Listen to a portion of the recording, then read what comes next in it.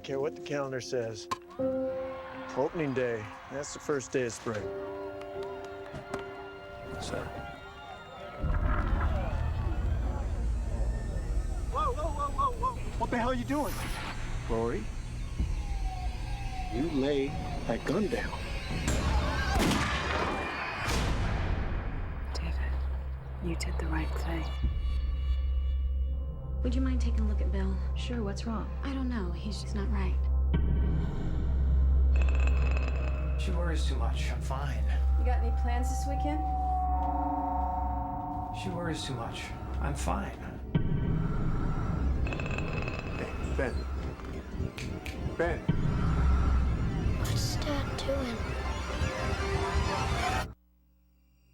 He has a knife.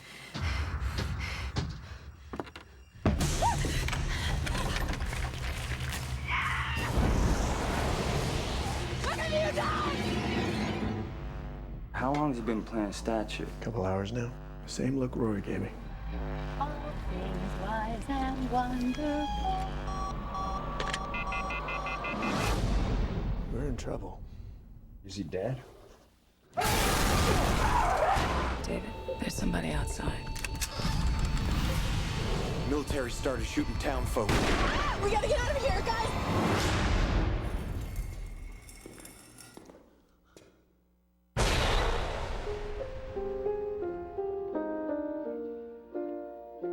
All around me are familiar faces, no expression. And I find it kind of funny. He's got it. You don't know that. It's okay, I'm not sick. Dreams in which I'm dying. Oh my God. Best I've ever had. Find it hard to tell you. I find it hard to tell you. Running circles, it's a very, very mad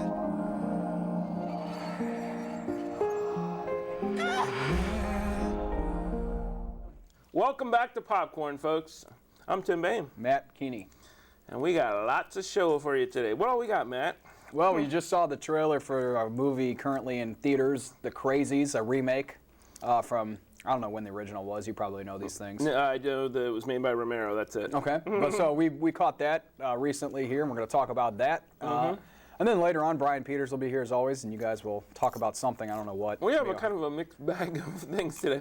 Little comic book action. We got our top 5 movies of all time for some reason. I guess we got into making lists last time. So, and we might do a little Oscar prognosticating. Probably nothing as insightful as Jimmy Kimmel's. What is he doing? Racing juju pets with the faces of different Oscar contenders. So far, it sounds like he's predicted some pretty good, like right on stuff. Like Jim Cameron won his juju pet won the director thing. So, anyway, and then Jim Watson and I will be looking at a couple of DVD picks, kind of our favorite gangster flicks, and I've got Payback, and he's got The Departed. Yeah. And then stick around because the best part of the show we save for last, and that will be the full-length 1932 feature White Zombie, starring Bela Lugosi, and it is the film from which the band White Zombie derived its name. The immortal band. Yeah. Who, I guess they're not with Rob Zombie anymore, though. No, Rob Zombie is touring, though. He'll be in the summer with Korn. So, you want to go? I'm vaguely interested. Where's it going to be? Verizon Wireless. Verizon, Riverport for all of you people who I'd have to hear more of his stuff beforehand, but I have like a greatest hits. And you don't need to hear. You don't need to hear. Just go to the concert. Just go there and get my eardrums blown out. And last thing I ever hear. Wear earplugs. No, we'll definitely wear earplugs to every show, man. I would definitely wear earplugs or something like that.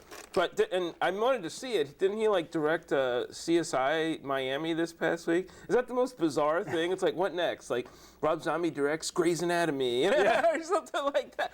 If he directs it, then you just know it's going to be more gory than usual.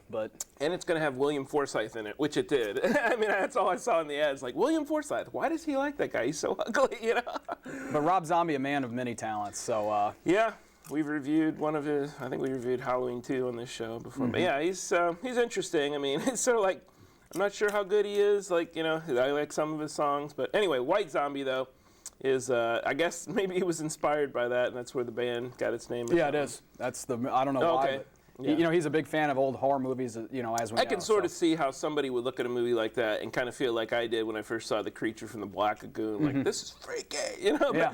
But when you see it as an adult, you're like, it's not freaky. No. Except maybe Bela Lugosi's eyebrows are kind of freaky. That's about it.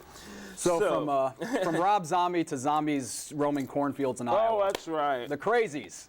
Yeah.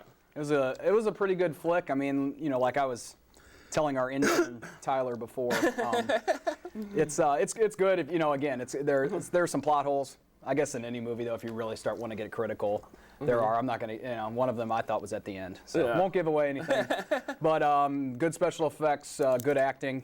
You know, that's. What do you think?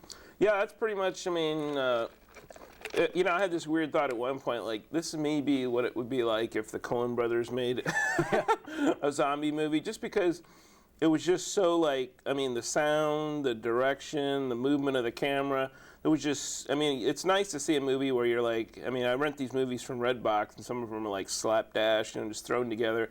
Clearly, they didn't seem to have a big budget, or I heard they didn't have a big budget, but they made it look like a really just well-produced, I mean, it moved at a really great pace. I mean, I think the action starts within like the first 10 minutes of the movie. They don't waste a lot of time, and Right. the acting, yeah, I really like Timothy Olyphant as the sheriff of this small Iowa town who's trying to just, you know, it's sort of like, you know, the priorities changed, you know, for, you know, basically at the end it's just like, just try to survive, just try to be, you know, you and your wife and whoever the last one's standing. And the other interesting thing about this, as far as zombie films go, is that it really doesn't, I mean, I've been wanting to see this for years with zombie movies, that do they always have to be so stupid? Yeah. Like, they can't say anything, all they can do is eat brains, is that it? You know, is that what they're going for, their one motivation in life? I mean, come on, zombies. They're always so disheveled. I mean, can't you straighten your tie? And that's something about we'll see in White Zombie later on. Those zombies are well-dressed, well-kempt. Yeah. You know, that's the kind of zombie I'm looking for. And they're polite. I mean, they're like, they don't speak unless spoken to. They don't speak even when spoken to, but mostly. But yeah, and like there's just one scene of it that I really remember that shows it to any extended degree. Well, for one example, there's these hunters, and this virus, I mean, I guess it makes them into zombies, but it seems to be like the zombie virus here seems to just make you much more aggressive, and like anything you were doing before, you're just going to take it up to 11, right? You know, like they were hunting animals before, so now they're going to start hunting people. Natural progression, right? And then there's this one like family who like they seem to be like motivated by revenge. Like their husband was the first one to be killed, and so they want to go get revenge for the, you know, against the sheriff for killing. And they talk for a little bit too. I mean, why, you know, where does it have to be written that zombies can never talk? They can always only go, you know, that kind of thing. So I thought those were good additions to the movie. And then they have I won't go into it too much because it does kind of, it's one of those things that kind of sneaks up on you in the movie, although it's pretty clear from, you see these aerial shots at the beginning of the movie and little computer data, so you probably suspect pretty early on that there's going to be some government involvement. It kind of grows and grows throughout the movie as they try to contain the virus. And yeah, I thought it was pretty slickly made, and looking forward to Crazies 2. Come on, bring it on. You know, if it was successful, so you know they've got to be talking about another one. But I highly recommend it, folks. Go check it out. The one glitch I would complain about, I didn't really have a problem with the ending, but I'm a little over the whole, you know, dimly lit aesthetic, and you know, it seems like the CSI thing, like we can never turn on a light when we enter a room. I don't know why, but even when we're not doing crime, I mean, I guess maybe it makes some sense in a crime scene investigation that you're leaving the lights off so you can turn the blue light on or whatever the heck, look for semen stains or something. but honestly, like, every room I ever walk into, I turn a light on. I don't stumble around. And like here, like, you know, even the sheriff, okay, yeah, he's got his window open, a little bit of light shining through, but he doesn't turn on the light when he walks in the room. And it just makes for, I don't know, maybe it's because I'm getting old, but I like have to strain my eyes a little bit to kind of keep paying attention, you know. So anyway, it's just my little glitch. Edge of Darkness, the Mel Gibson movie, you know, was the same way. It was like really underlit. Like even outside scenes look underlit. And I'm like, I guess it's that whole digital thing, though. You don't carry around lights for that kind of thing like you did with old movies. Do you know anything about that? No. Okay. No. All right. forget it. I just know that I've zoned out for the past 2 minutes. Okay. And all I know is in old school filming, if you look at a set, when they show footage from, they had lights everywhere, like they, like you got here, they staged lights because they needed it for anything to show up. But with digital filming, I guess you can use natural light and you can still pick up things and that kind of stuff. Well, I mean, they still use. They still put lamps. They still light the scene. I would imagine. Okay. Yeah, they have to. You'd think so, but if so, they're not turning the lights up enough. One thing I turn think the lights up a little higher. I think on the digital broadcasting though, the darker scenes are just a little bit harder to see because since the signal is a better signal, it's harder to shoot a darker scene because how do you show about the absence of light? You just have to turn it way, way, way down. So I mean, I noticed that on my HD TV at least. Sometimes when there's a dark scene in a movie or something like that, it's harder to see. It seems like to pay attention to or to tell what's going on than it was on just a standard depth. That's just an observation I've had, and that's one of my buddies who works installing that kind of stuff told me something to that effect. So.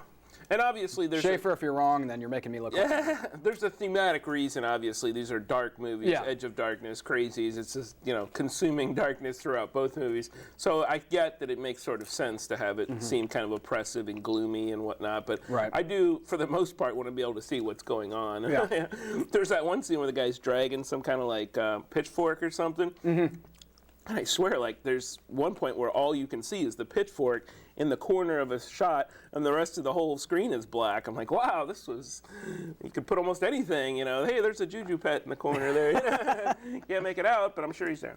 Oh, well, let's move on to other pop culture. Well, actually, should we do my song now, or should we wait on that? Yeah, we can do it. Okay. You got a music A couple of songs. Yeah, well, Kings of Leon, I just wanted to briefly review their album or give, props to them or, say go buy it on iTunes, whatever. But, and this is a group, you've heard about them, right? I mean, they've been they were on the cover of Rolling Stone. I think they might have had a headline like Best Band in America or something like that. But I don't know if they're quite that. And I certainly think that the album I'm talking about, Youth and Young Manhood, is better than their current one, which I believe they won some kind of Grammy for. But I need to listen to that new one a little bit more. All I can tell is that the new one sounds more polished and it has maybe a little more melody to it. The old one, the Youth and Young Manhood, is just like old school rock and roll. And I'm not even sure if, in some songs, I'm not even sure if the guy can sing. I mean, the lead singer, it's just like, but the rock and roll is a jamming, and it's like, okay, I'll take it, It's just so. The first song we're going to listen to is called Happy Alone, and let's hear a cut now.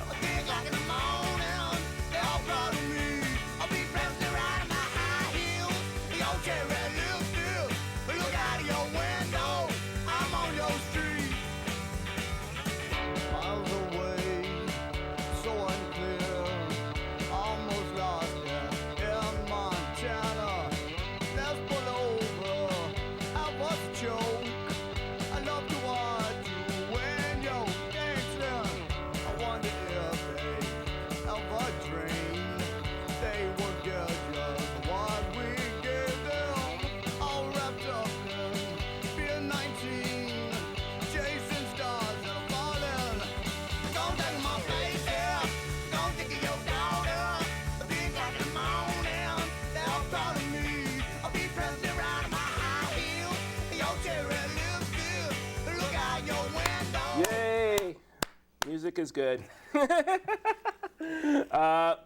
So yeah, I don't know if there's anything else to say about that song.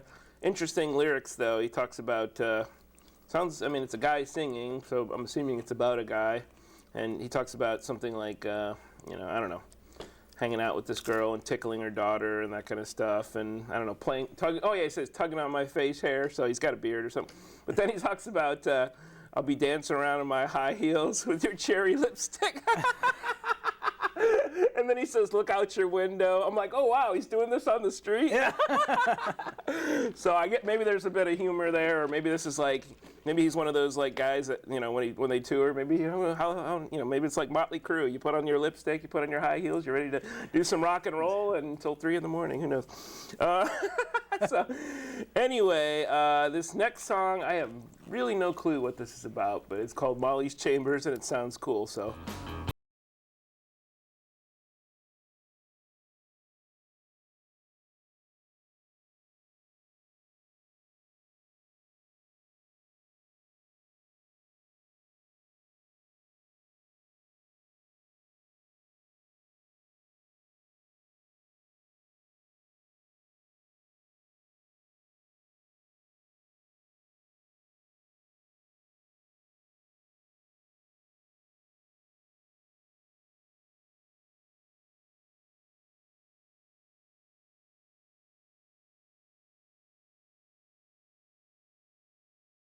my album, and I gotta say again, weird album where pretty much every track I like, although there's one song where I would have probably, if I were the producer, I would have said, let's get those vocals to where you sound a little more like, not atonal or whatever, let's make it sound melodic here. I don't know what you're doing there.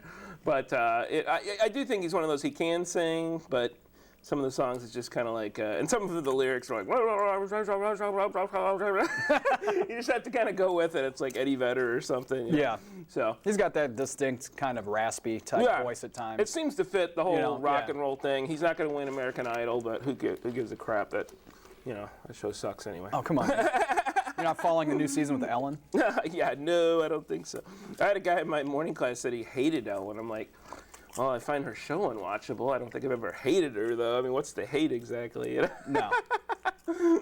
Poor Ellen. Poor Ellen. Oh, she's doing fine. I know. And then this other student said that she cries when Ellen gives away presents and stuff. I'm like, what? Does she?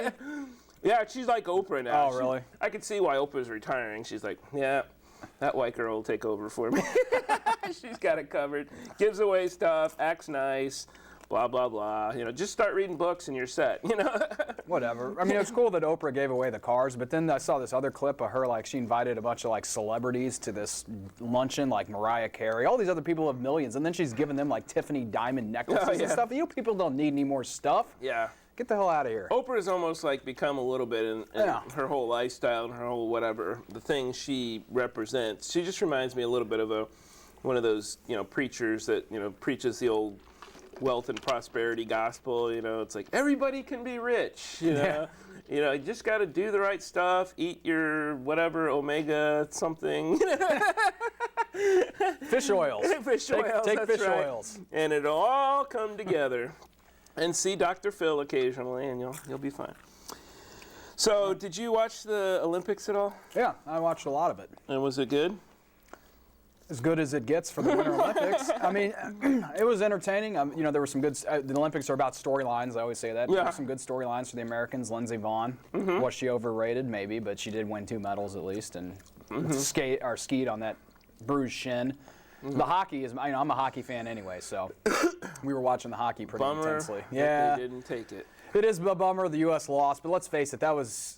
Yeah. I mean, they're a juggernaut, man. There probably would have been a mass spike in suicide. Now, in granted, Canada if the 80 team could have beaten the Russians, then we could have beaten Canada this year. But it was a great game. Came right down. I mean, Parisi's goal with hardly any time left in regulation, and then of course Sidney Crosby ends that he's the best player right now in the NHL probably overall around. Yeah. I mean, you can make an argument for Ovechkin or Malkin, I guess, but it was great. So good stuff, huh? Yeah, you didn't seem to watch it, did you?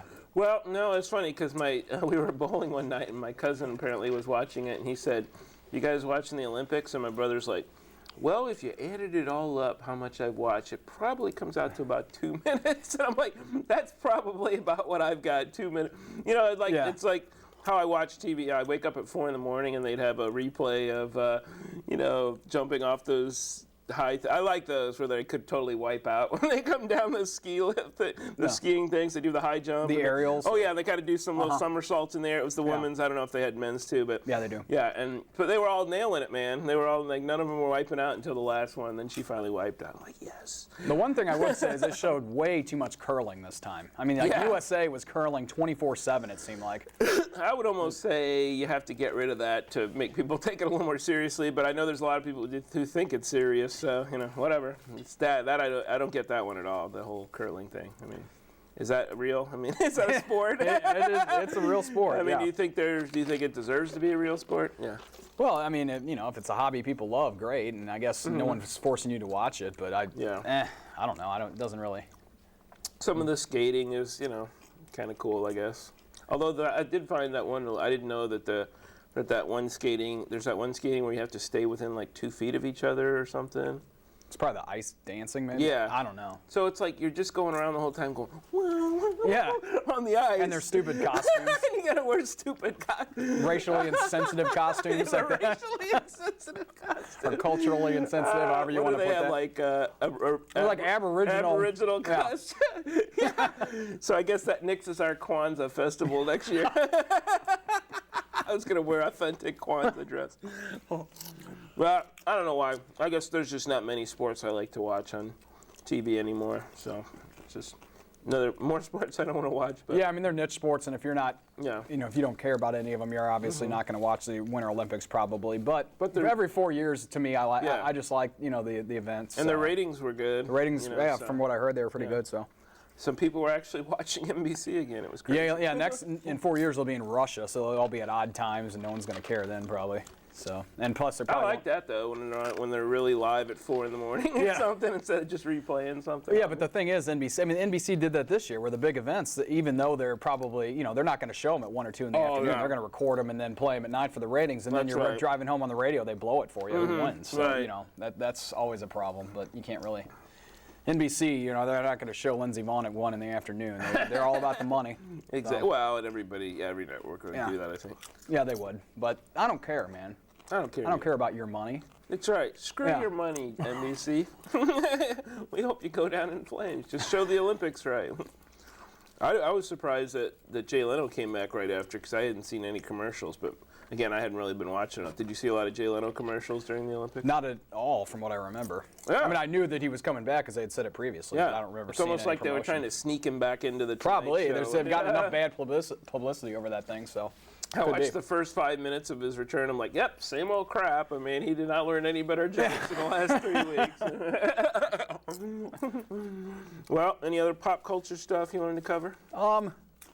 Nah, we've been rambling on. Yeah, enough. what the hell? Let's move on. So, I guess next we're going to look at The Departed and Payback. And actually, what I have is the director's cut of Payback. I don't know if you're aware that there was a director's cut, but it's pretty different. So, stick around, folks. We'll do that next. Cool. See you later. Later.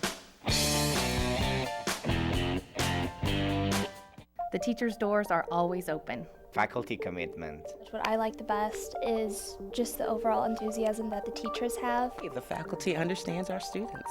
Jefferson College has a very comprehensive education. Just being part of Jefferson College is like my second family.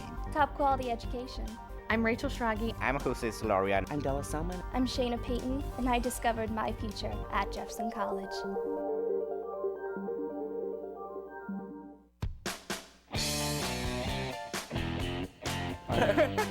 We're filming, going to Jim. the electric chair. We're filming now. You do look like you're going to the electric chair, and that means we're ready to film popcorn again. Send me to the electric chair. There's a great blues song called that. David Bromberg. I got the electric chair. What do they go? I got the death row blues. We can make it. Anyway, let's get to the show here. Well, you wanted to say something about the show that almost was. Well, we always have a theme, and I thought the perfect theme this time would be the Winter Olympics. And there's some great movies with regard to the Winter Olympics. So Tim, my man here, went and did the research at Blockbuster and Movie Gallery or whatever, because a couple that come to mind, a Cool Runnings Man, the Jamaican team A that got in bobsled. So that would have been great.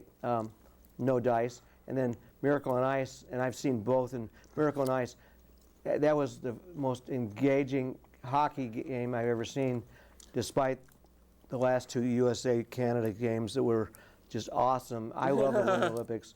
And so I thought that would be cool to have a Winter Olympics. You know, that's the theme. But alas, no dice. The only other possibilities, I mean, maybe most of those places, you know, sometimes there's a thing left behind and you just see that it's gone, but they leave it. But I don't know, maybe it was actually like, yeah, I think with Blockbuster you actually take the thing up to the front. So people could have been excited about the Olympics and they were renting these movies thinking, I want to relive the Miracle on Ice and I want to see Jamaica win the Olympics, you know. So the Jamaican bobsled. Hey, what a ride, man. Yeah.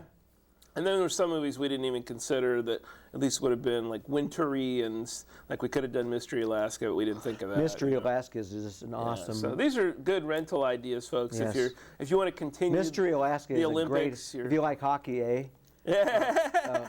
and it's in Alaska. Well, so they're not saying A probably. Well, about that. That's Canada. About. Well, but there was some nothing from this.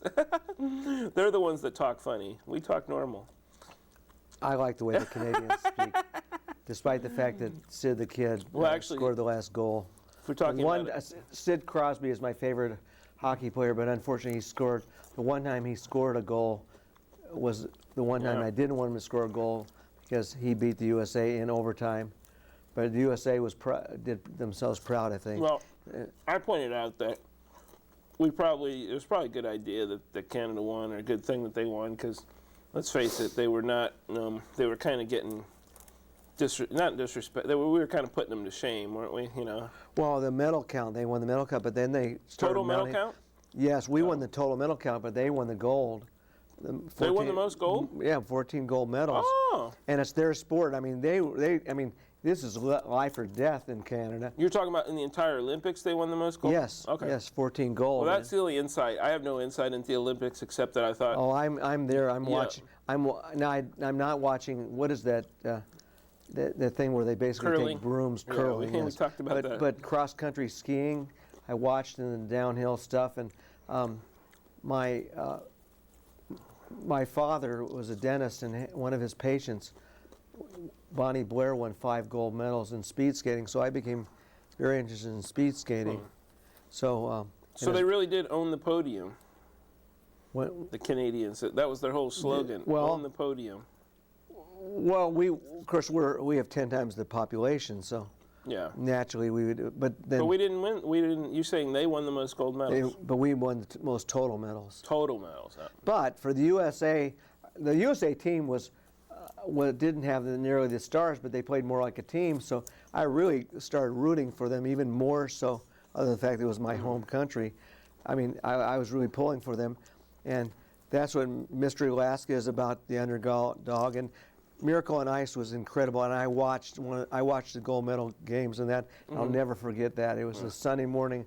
I'm sitting just glued to my television set, not knowing much about hockey, but I found out more about it. It's awesome. But anyway. And that's why the Soviet Empire fell. So choice two. So choice 2 was. Oh, one other thing I want to say about the Olympics, though. Yeah. Isn't it weird how like the total medals is like a contest in itself? It's almost like the whole game is called the Olympics. And it's like the most medals, the country that accrues the most medals kind of wins, or the most gold medals. Yeah, So I but guess Canada partly won the Olympics. But partly that's just. I mean, if you have 1 billion people, eventually Right. you're gonna, like Poland has never won a gold medal, and But by your rationale, China should be winning everything. well, in the summer, eventually they'll. Eventually they will. Anyway, Let's get to it. so choice 2. Choice 2, Plan B, was Gangstas, and I'll let Tim. And these are. Here's my thing. I'm not really a fan of The Godfather. Sorry. I'm like Peter Griffin We have to keep it in the and Family Guy. you know? It insists upon itself. We have to keep it in the family. It did not move me. I have a choice. That's all it's good for is Brando impersonation. Oh, Brando's awesome in it. Yeah. And, here's the thing. When they did the re-release of it, the 20th anniversary, 25th, whatever, I saw it. I thought, okay, I just don't see why it's the best movie of all time. Yeah. Same thing with Godfather 2. Okay, It was not the best movie top of all 5. time. Or The top 5, yeah. American Film Institute rated the top 100 movies, and not only did Godfather 1 was in the top 5, but Godfather 2 was also in the top 100, and it won an Academy Award for Best Picture, a sequel, the only sequel I think that has ever won an Academy Award. And neither one of them, I mean, I had no desire I saw the first one once. Right. And I like Al Pacino, who was in it, but yeah. and Brando they broke the mold with him. Yeah. But it just didn't. It's just okay. It's not great. Yeah. Well, anyway, so we think these are more engaging, and certainly they're more contemporary gangster movies. So maybe that's what some people like. Some people aren't even going to watch The Godfather because it's so old. But mine is more of a guy who's he's not really a gangster. He's just a thief, and he somehow gets he partners with this other dude named Mal, who is he's Val in the movie. Sorry, there's a book version which I'll cover in a minute, but. So Val is this guy he partners with, and he knows that Val wants to get back into this group of gangsters called the Syndicate, or he calls them the Syndicate, they call it the Outfit. So, and I wanted to bring up that I'm looking at Payback. We're going to look at Payback, the director's cut. The original source material, though, is a novel called The Hunter by Richard Stark. I don't know if you know him. Pseudonym for Donald Westlake. Anyway, what I have here is a comic book called The Hunter, so it's just adapting the novel into comic book form. It's by a guy named Darwin Cook, who does both the art and the writing. Frank, I didn't find this totally compelling, but the kind of old-timey artwork was sort of cool. So if you want to check out that comic book, that's in your store now. It's called The Hunter, but this has been adapted to a movie called Point Blank with Lee Marvin, I think. Okay. Don't remember if I ever saw that. Sounds like something I would have seen. Gross Point Blank is a great movie. Yeah, let's not get into that. But, yeah. That's another gangster movie. But anyway, a hitman guy. So, but I think the most successful adaptation that I've seen so far of that novel is the original Payback. But the director did not like what the studio wanted to do with it. He had some very specific things. His name is Brian Helgeland, I think. Now, who are the stars in Payback? Mel Gibson is the star. Right. And even then, it's clear, I've seen some of the sort of documentary stuff on this, it's clear that through his studio and through his power as a producer, he too had a huge influence on how the movie was put together. Now, is this before or after he went totally insane? I think he's gone insane and come back again, frankly, because I think he's okay. I enjoy I've his seen him in interviews lately, and he was pretty engaging enjoy his on movies, Jimmy Kimmel. I think he had a brief bout of weirdness there, and who knows? I mean, maybe his father is even bigger in that case. So you should see it. You think he looks crazy in some of the interviews they do on the director's cut DVD because he's got that Mondo long beard he was rocking for a while. Looks like some Old Testament prophet. But so anyway, the story is that Brian Helgeland did not want to make the changes that the studio basically said, you're going to do this. And he said, nope, I'm not. I can't do it. So they basically, I think Gibson had a huge hand in writing a new third act to the movie. And they beefed up some of the other actors' roles that didn't have a part before. There's one guy, they totally changed one person named the ultimate bad person named Bronson. It was a woman in the original, and you only ever heard her voice. And in the version they released in theaters, it's Chris Christopherson, and he plays a good villain in the. Now, to his credit, I will admit, he has a background of acting and writing, and because Braveheart Braveheart was really good, and a little gory at the end, but So apparently a little gore. I think it worked pretty seamlessly. They also added a new thing to the beginning of the movie. They showed him getting bullets taken out of his back by this sort of backroom abortionist doctor or whatever. It's a great opening. He pours a drink and he drinks it, and then the next drink he pours, he throws in the scalpel and whatever, all the stuff he's going to use to pull the bullets out of. And then they also add a little voiceover, which normally I'm opposed to excessive voiceover, but it's not excessive in the original Payback. It's just good, hard-boiled kind of, $70,000. That's what they took for me, and that's what I was going to get back. So it's just one of these clear, what the character's motive is. Well, in the director's cut, there really, I think, was 3 significant scenes added back into the movie. They also changed the look of the movie. They basically monkeyed with, and I thought it looked great. The first time it has this kind of bluish tint to it in the original. And they kind of removed that tint and let the colors kind of just stay natural or whatever. So let's take a look at this first clip, and I guess you'll be able to see why the studio wanted to cut it out. It's where he comes back. Part of the people he wants to, this guy, his name's Porter in the movie.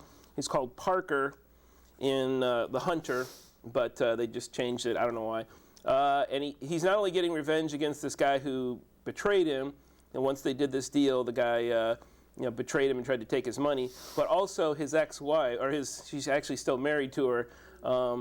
She put the bullets in his back that need to be taken out. So once he's all healed up, he comes back, and she's the first one he goes to see, and it's not a great meeting. Okay.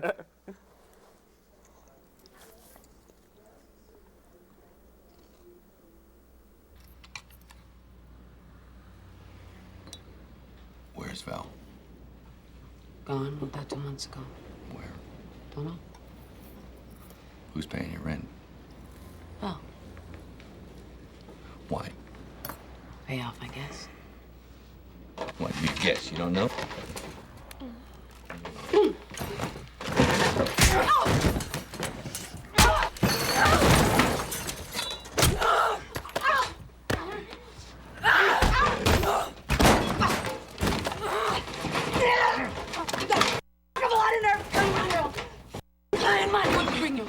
Did you?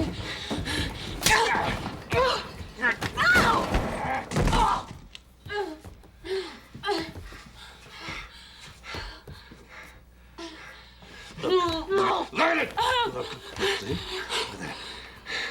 That's before we met, baby. Think about it.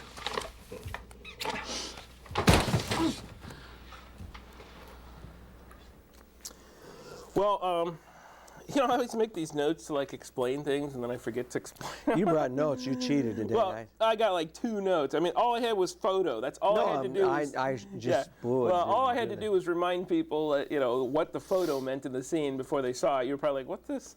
I mean, whatever. It's sort of a surprise to the viewer as well. You're like, you don't know what that picture signifies at that point in the movie. But basically, what we learn later in the movie is that the reason his wife betrayed him is because the guy he partnered with, Val, showed her this picture that he'd found. He'd gone to see a prostitute. He gets this picture, he steals it, and he shows it to the wife saying, hey, basically, you know, Porter's cheating on you, why don't you sort of, help me double cross him and then we'll run off together. And that's exactly what they do. And so, and then they leave the picture behind. So what he's telling her there is, he says to her, I knew this woman before I met you. This is a picture taken from before I met you. So it's explaining that he really wasn't unfaithful, and but he certainly has not a kind reunion there. Well, the next clip does show Maria Bello, who was in that picture, and they used to have a relationship, and it wasn't like an extensive thing, but basically she was a prostitute and he was her driver. It's like, boy, as a prostitute, there's a lot of overhead. You got your pimp, you got your driver, you got a guy who does your taxes. So, they but needed a union like they had in exactly. Germany. Yeah, right. So, but apparently, during the last days of being her driver in the past, they had an affair. Or they slept together. And then it was one of those things where he couldn't keep doing that job because he'd fallen for her, and he couldn't keep driving her around to different johns or whatever. So they eventually he left or whatever. So in this scene though, she's working with him to help him get revenge, and when he gets revenge, it's pretty. It can end in very violent ways. So let's check it out.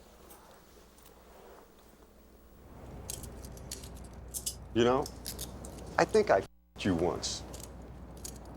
Oh, yeah?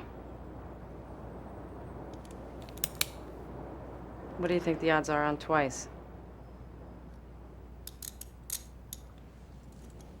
Okay, I'll meet you at the L in 10 minutes. I'll be there.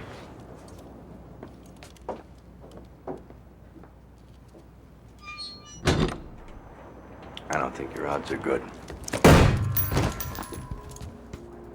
You got anything to say? No, thank you. Then just stay here.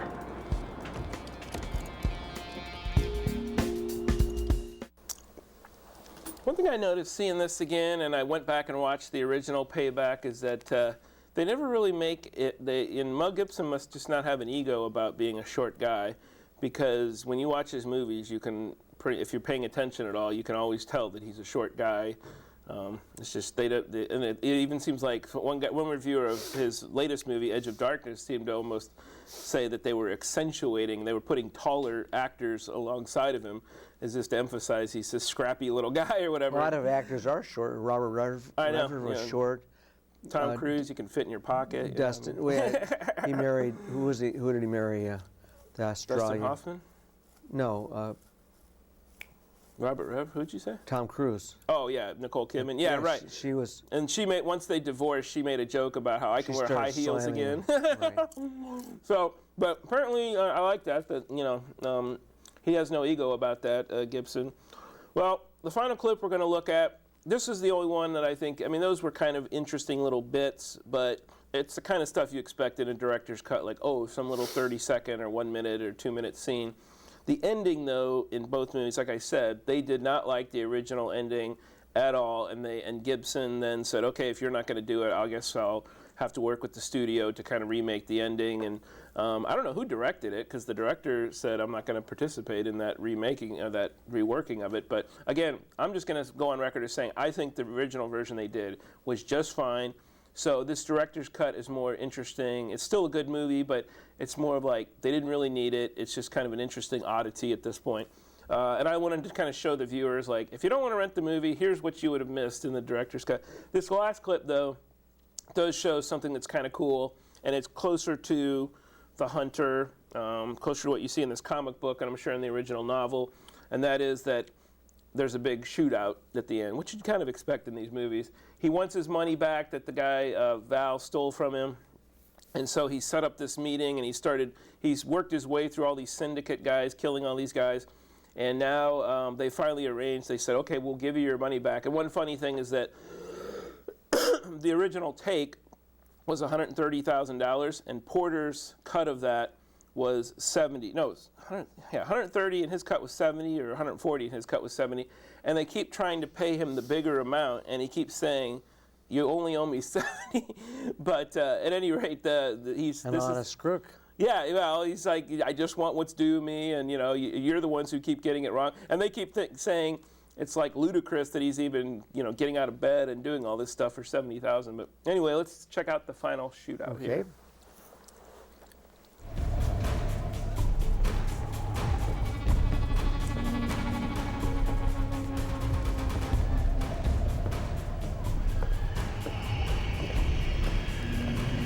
There it is.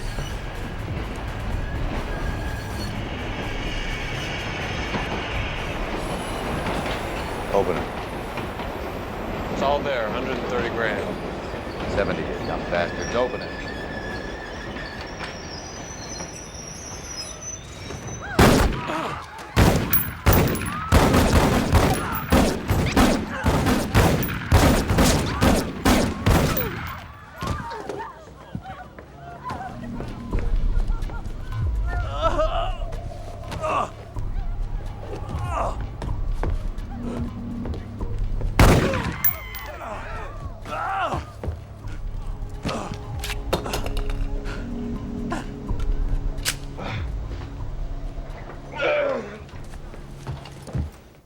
Well, I left out the very end. You don't really know kind of where it's going to go from there. And yes, there's some more syndicate boys waiting outside the subway station, so it ain't over yet. But ultimately, I just think it's an interesting exercise when you compare the director's cut to what was this is one of those rare instances. Most of the time, I'd say the director's vision is probably the correct way to go. They probably, they know that, if Quentin Tarantino, somebody came and wanted to monkey with his movies, I'd probably say, hey, side with Quentin. But I think there's sometimes where the studio knows what they're doing, and I think with Gibson connected to it and his ability to write, he was able to make something good. The one thing I'll say, though, is that the studio came back to the Helgeland with 3 complaints. They're like, he doesn't get the money, he doesn't get the girl, and the dog dies? What the hell? Sounds like a country western. Yeah. And they're like, and he's like, yep, that's the movie. And so they wanted him to change it. And even in his version, it's sort of changed a little bit. He did concede to some of their demands. The one demand he did not concede to is that dog dies. And I'm like, when you watch the original, I'm like, they actually have the dog gets shot by this thing that looks like a big gun. And then in the next scene, you see him all patched up. I'm like, I'm sorry. The movie that a dog would be cut in 2 by almost any gun, I think. The movie that reminds me of is The Shooter. Is The Shooter with Mark Wahlberg, who's going to be in the movie that I'm going to talk about. Okay. I think it's him, but anyway. Yeah. When he was asked why he was so relentless in this, they killed my. I tried to kill my dog. It got real personal. I guess that's you don't mess with somebody's dog. And really, in cinema, you really don't mess with dogs. Apparently, you don't kill dogs. That's just not going to happen. And if you do, you're gonna pay for it. I guess they big think time. that the public is gonna walk out or something. I mean, we see people just must love dogs. We see people like their guts thrown strewn all about. We see them totally raped, demoralized in every way. This happens to human beings in movies, but we can't see a dog die. I mean, we're pretty fragile. Well, but you don't mess with a man's dog. Yeah, but your personal dog, I get. What do you care about somebody's dog on the movie screen getting shot? It's not a real dog getting shot, you know that. Well, let's just go to your movie. Enough about the dog. Okay. My movie. Now, I must confess, like last time you didn't watch Mr. Lucky, I failed and didn't do I have not seen Payback. Well, I forgot to put it in your box too. So, but anyway. I did The Departed. The Departed. And it's The Departed, but it's the Boston South Mafia. Boston accent. Southie, yeah. And this is one of my top 10 movies, so you can pretty much get an idea of when we throw the popcorn, which Matt will have to clean up, and he never likes that. But this is one of my top. Now, a lot of my top 10 movies are the old ones, like Mr. Lucky, Casablanca, Random Harvest, a bunch of old 30s and 40s, but The Departed, I went to the movie theater twice to see this. I own it. Every time I watch it, I start a scene and then I'm gone. Gotta I watch the whole thing. That and Pulp Fiction, both real violent, but yeah. So this is a very complicated. And Martin Scorsese finally wins his Academy Award because he was somebody that was overlooked. And I don't think Alfred Hitchcock ever won an Academy Award. I don't think so. Which is a travesty because if there was a director who was brilliant, but Scorsese as well. And by the way, side issue, Scorsese, I believe, played a part on Northern Exposure, if you ever saw that movie, because the Indian character was a filmmaker, and they had corresponded for years. So anyway, here's the way this works out. Leonardo DiCaprio is a cop, and so is Matt Damon.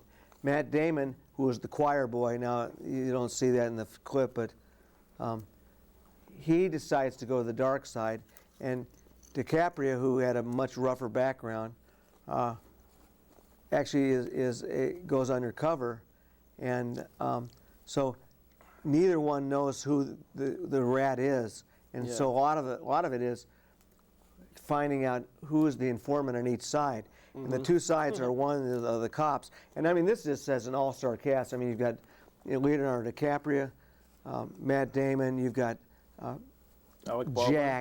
Jack Nicholson. And this is one of Jack. This is Jack at his finest. Yeah. I don't have a Jack impression. I wish I had a Jack impression. You need me on that wall. Yes. Alec Baldwin. Yeah, Alec Baldwin.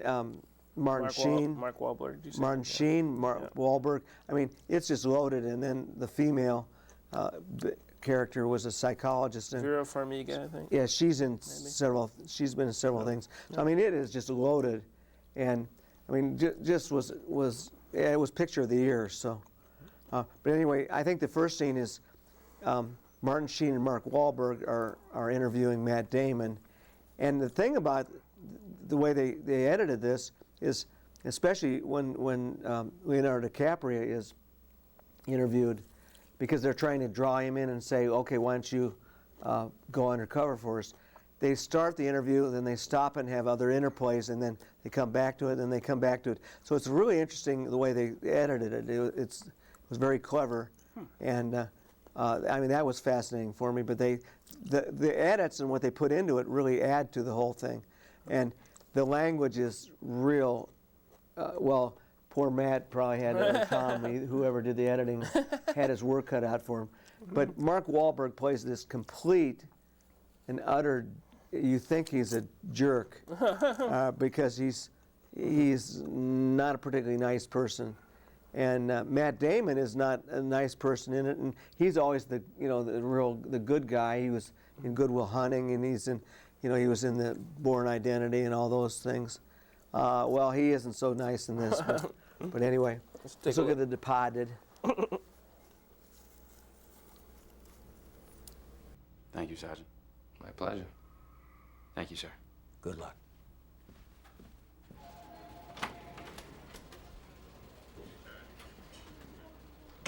Congratulations. Thanks, hon. You can go in there now.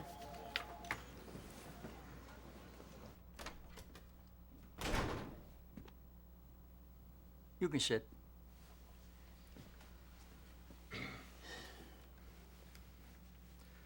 So, do you know what we do here?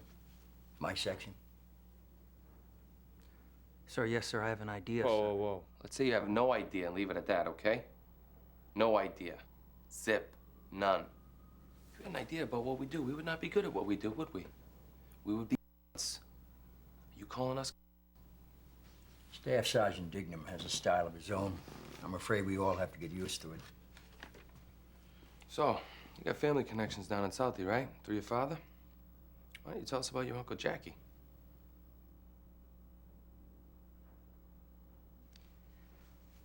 He was a carpet layer for Jordan Marsh. Uncle Jackie was a small-time bookie who attended bar at the Vets in Somerville.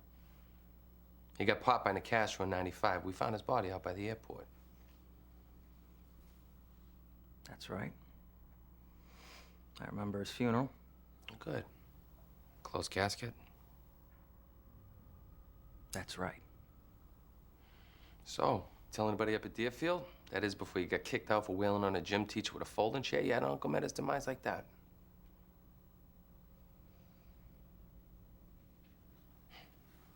I got a question. How fucked up are you? So, can you name all the Marty Scorsese, Leo DiCaprio collaborations? No, I can't. Go ahead if you can. Gangs of New York. Okay. Which wasn't reviewed like this as well as reviewed. That was pretty well reviewed. I heard negative review. Really? Yeah. I thought it was awesome. The Aviator. Well, it might have been. Yeah. I mean, The Aviator was excellent. Yeah, that was a good. really good movie. And currently in theaters, Shutter Island. Bum bum bum. Anyway. So what you see is Matt Damon coming out, and he's the clean-cut guy, and Mark Wahlberg is just, he's not nice to anybody. He's just a. He tries to provoke people just to see what they'll do. Right. And Martin Sheen has to apologize for him, and Alec Baldwin. After he just completely, in the next scene we're going to get to, completely, just totally insults everybody. Alec Baldwin says he's usually a really nice guy, and there's no indication that he's a nice guy in the entire movie. I mean, he is just a real jerk. Although, kind of shakes out interestingly at the end. Yeah, he shakes out. Yeah, we'll say that. That's Jackie Costigan. That's an old picture. Jackie met his demise. Nice known photograph. Costello uses 3 key guys. That's Fitzy. Off the boat psycho, lives in Brockton with his mother. She's straight out of Going My Way. Delahunt, muscle. French, the #1. But of course, the rock star, you know who. We've done a briefing book, so read up. I want any and all ideas so I can pass them off as my own. Work hard and you'll rise fast. You're in the best possible position in the department. Let's go to work. Your old man was a hump from Southie. Baggage handle at the airport, right?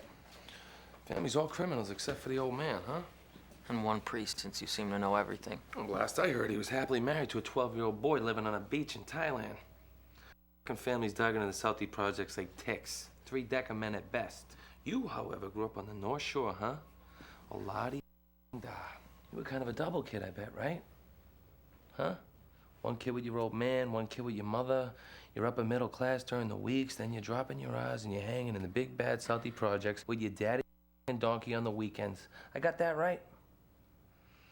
Yep. You have different accents? You did, didn't you, you little fucking snake? You were like different people. You a psychiatrist? Well, if I was, I'd ask you why you're a statey making 30 grand a year, and I think if I was Sigmund Freud, I wouldn't get an answer. So tell me, what's a lace curtain like you doing in the Stadies? Well, families are always rising or falling in America, am I right? Who said that? Hawthorne. What's the matter, smartass? You don't know any f***ing Shakespeare? We have a question. Do you want to be a cop, or do you want to appear to be a cop? Now, some of this scene is actually a continuation of the first scene. As I say, they break up. There are 3 times where they break out of that interview. Martin Sheen and Mark Wahlberg are part of a special unit that keep the undercover people, and they keep it anonymous. The rest of the police don't know because they're sure there's a leak. More leaks than the Iraqi army is what they actually used, and so they splice it and continue it. So that's part of it. But before that, the reason I included the second scene, you got Alec Baldwin, who's pretty much comedy and dark side in here. He's presenting who the bad guys are. Well, the bad guys, the Irish Mafia, essentially is Jack Nicholson. Well, and I love the way that when he wants to make a point, it's just like this. There's one scene I would have loved to show, but it was so politically It looks like incorrect. he's doing. Well, I mean, it isn't Here's Johnny. Yeah. You know, but it reminds me though of like Witches of Eastwick kind of look. Like Yeah. he's like, you know, well, he hyper Nicholson here. he looks down and you know that type of thing. And he like does cocaine. But, I mean, he's just Nicholson is just brilliant in this, and none of the individuals got any Oscar recognition. And I thought DiCaprio and Nicholson. I think anyone could. Well, Nicholson's had his share of recognition. That's true. He's gotten 3 Academy Awards. So, but still, I mean, it was just classic Nicholson. If you like Nicholson, you know, you haven't seen this movie, definitely. I mean, it is classic. So, but I mean, it sets up how, you know, the Nicholson and his cohorts are the bad guys, and so it tells you the bad guys and the good guys, but it also shows you these interactions. But it also, one thing I like about it is that it's kind of like, you know, Scorsese's doing this thing that, I don't know, maybe it was sort of in gangs in New York too, but it's like everything's a gang now. The police are a gang, the gangs are a gang, you know. I mean, they just each operate, you know, the one's a socially acceptable gang, you know, the recognized societal gang, you know, that tries to keep order or whatever. And oh yeah, I mean, this next scene coming up I mean, you can see how you cut corners. Here's how you gain, you climb up the ladder. For instance, one real key character, who by the way was a detective in 24 later, or at the time, Matt Damon is trying to encourage him. He said, "Here's how you can, you know, move up," and he's in a uniform. And he says, you know, do you always want to, and I wish I could repeat the Boston accent. I have a little bit of a Boston accent, Pak the Cod, Javi Yad. But he says, you know, do you always want to come into work looking like you're ready to invade Poland? Which is, you know, the way the World War II started by Germany invading Poland. And so. Well, anyway, let's get to Alec Baldwin's. Now, this one isn't key to setting up what the scene is. It's just, I just love this scene. Alec Baldwin is giving advice to Matt Damon Matt Damon is going to get married, even though actually she's also seeing. She first saw Leonardo DiCaprio professionally as a psychologist, and then not so professional. But so there's that tension, and so he's just giving him advice as to how to move up. And it's pretty. This is pretty funny. This is just, that's no way to put it.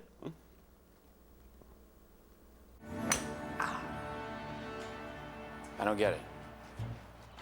Well, we are all convinced that Costello has at least one mole inside the Special Investigations Unit. Right. He will investigate everybody and anybody. It's not exactly a dream job for a cop. We looked at all possible candidates. You have an immaculate record. Some people don't trust a guy with an immaculate record. I do. I have an immaculate record. How's your wedding coming along? Great. Great. She's a doctor. Oh, that's outstanding. Yeah. Marriage is an important part of getting ahead. Lets people know you're not alone. Married guy seems more stable. People see the ring, they think at least somebody can stand the set of. Ladies see the ring, they know immediately you must have some cash and your cock must work. Yeah, it's working. Overtime. I'm glad to hear that. Yeah, thank you.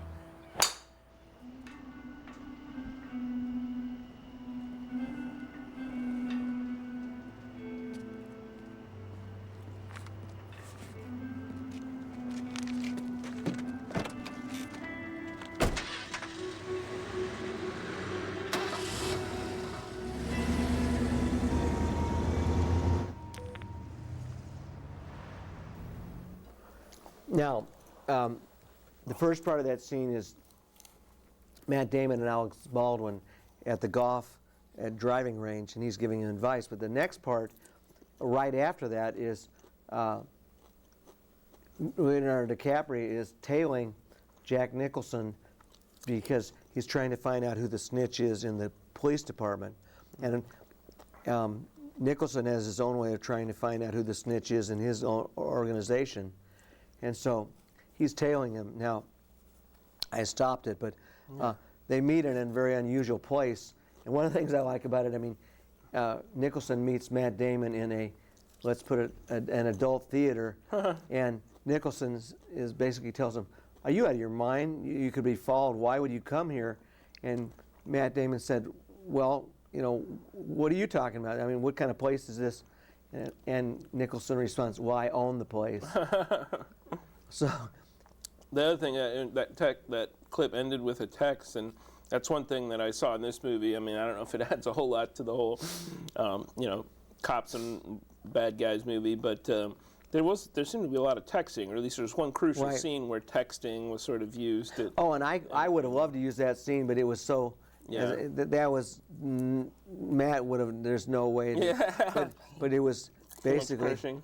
Yeah, Nicholson doesn't like the fact that the Chinese that are meeting him for the exchange of microprocessors with money are bringing automatic weapons, and he explains to him why in a very colorful Jack Nicholson way, why it's not good to bring automatic weapons to such a deal. But Leo's sending like texts to cops while he's in there. Yeah, he's telling him the buyers are there. Yeah. But then Nicholson gets out of it, at least for the time being. Well, I agree with you. That's a pretty darn good movie. Let's award the Colonels, I guess. Yes. Well, I mean, I already said. Yeah, it's a fork. I mean, it's in my top 10. I mean, we're right along with Casablanca and Mr. Lucky and some of the other ones. Yeah. So 1, 2, sounds like that Feist quote song. 1, 2, 1, 2, 3, 4. There's a lot of songs that begin 1, 2, 3. Right. Anyway, well, I was reviewing Payback, the director's cut. If I were talking about the original cut, the original, you know, theatrical release, I'd give that 4 Colonels. But director's cut, I'm going to say 3 Colonels. Okay. Not quite as good. I'm NA on that because I didn't see it, so what can I say? Now's your chance. Yeah. All right, folks. Well, stick around. That's all, folks. Yeah, that's all for this segment. So we'll have to figure out who knows what the theme will be for next time. Yeah, well, just send us your ideas at popcorndudes@hotmail.com. Maybe we'll use your theme idea. Maybe you can. If we can track down your obscure movies at a at a rental store. We're not into Netflix yet. But anyway, next Brian and I are gonna kind of do a grab bag of different things, including our, I guess, top 5 favorite movies of all time. So stick around, folks. I'll have to come up with my top 10 sometime, but yeah, I've revealed a lot of them, but I don't know if I could cut it off to 5. But anyway, it's been real. It's been real. It's been fun, but it's not been real fun. Should we say that?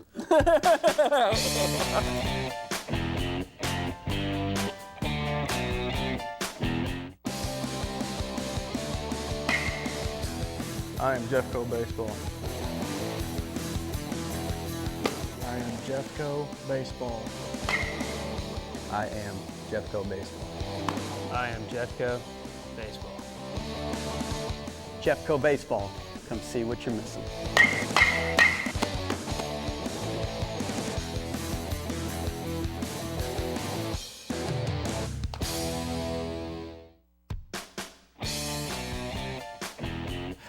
I don't dance for anybody. Except for you, maybe. Poppin', What's up? knockin'. What's up, people? We're just doing random. Let's do like the dancing on the Olympics, just random kind of. Flying through the air. It is kind of, if they meant to do all that, you know, it's like every single gesture for every single second of a song, you know what I mean? That's pretty, that must be exhausting. I saw a parody of that. It was pretty comical. You must be like wings. dreaming over and over, having nightmares about that, seeing yourself doing all that. Oh. Yeah, it's just, that's, anyway. At some point, you got to ask yourself, am I really doing this? Am I really doing this? But then you could also say, well, it's sort of like the King of Kong. This has as much relevance as a guy trying to get the high score at Donkey Kong, doesn't it? Doesn't all sports come down to that? By the way, my favorite documentary of all time. Yeah, it's pretty good. Yeah. But it's all completely arbitrary. So, yeah. You know. Except what other Brian's idea that You shouldn't have any judges. I guess that would take some of the arbitrariness out of it. That's what, Lauren's husband, Brian, we had dinner with them recently, and Brian made the bold claim that it's not a sport if it has judges. Dun, dun, dun. So, there goes most of the Olympics, apparently. Yeah, I like that hypothesis. Yeah, it's like you're and Tom actually was saying something like this too. You're either the first to cross the line, or so does that make Donkey Kong playing a sport? Well, that's a part of the subject of that movie. Is the that syllogism falls apart, right? Who recognizes it as? I mean, you think a machine could just recognize it, but then again, machines can be messed with. So they started to say somebody has to witness it, or you have to video. Yeah, you gotta have a witness. You have to video yourself, but then you can screw with video. So that's why football is getting impossible to watch. Every single that let's challenge that. Yeah, I know we're supposed to talk about movies, but I saw a thing the other day. The amount of time, airtime. I've heard this before. Yeah, you've heard. All right. 12 minutes, isn't it? Yeah, it's ridiculous. Insane. The actual total Action. time of football being played, it's like 8 to 12 at the end minutes. of the day, is 8 to 12. Actual bodies moving around. Frigging minutes. Amazing. So. Anyway. Oh, well, let's get into something that I find a little more culturally relevant. Comic books, graphic novels. We haven't really talked about it a lot on the show. I just mentioned The Hunter by, which is, you might want to borrow it. I don't think it's great, but I like the artwork. It's kind of old-timey sort of artwork. Looks like noir. Yeah, it's noir. So if you're into noir, you might dig it. And, I guess since it's Payback adapted it, so it was sort of like I kind of knew what was coming in certain cases, and based on the original novel by Richard Stark, just The Hunter. But here we have with the old movie. The old movie, the 50s movie. Which one? The Hunter? The Hunter? No, it's different. Oh, okay. Yeah. So, but we have a more contemporary subject matter to talk about, and that is the Umbrella Academy. Would you like to set it up, or shall I? What it's all about? You probably don't remember the name of the old guy, do you? Hargreaves. Sir Reginald Hargreaves. Yeah. I mean, I remember the people, but... Well, basically, if you've seen the X-Men, you can kind of see a template for this, except for it's very, it's kind of got its own ironic or postmodern sensibilities. Whereas, quirky, whereas X-Men's pretty much straightforward, bad guys, good guys, blah, blah, blah. Not a whole lot of sense of humor. Yeah. Some of it. But and even like Grant Morrison, who was supposedly Gerard Way, who created this, again, lead singer of My Chemical Romance, he said that he was influenced by Grant Morrison's work on Doom Patrol. And Grant Morrison has gone on to make much more, I think, palatable, conventional comic books, but he had a run on the X-Men that probably is maybe comparable to what's going on. And the reason we compared is because there's a similar setup in that I guess they're mutants. I mean, they're just kind of born freaks they're born freaks, but then they get freakier based on other environmental circumstances. And so Hargreaves, kind of like Professor X from the X-Men, is somebody who says, okay, I'm going to nurture some of these, collect them, right? Yeah. And they say, why are you going to do that? He says, well, to save the world, of course.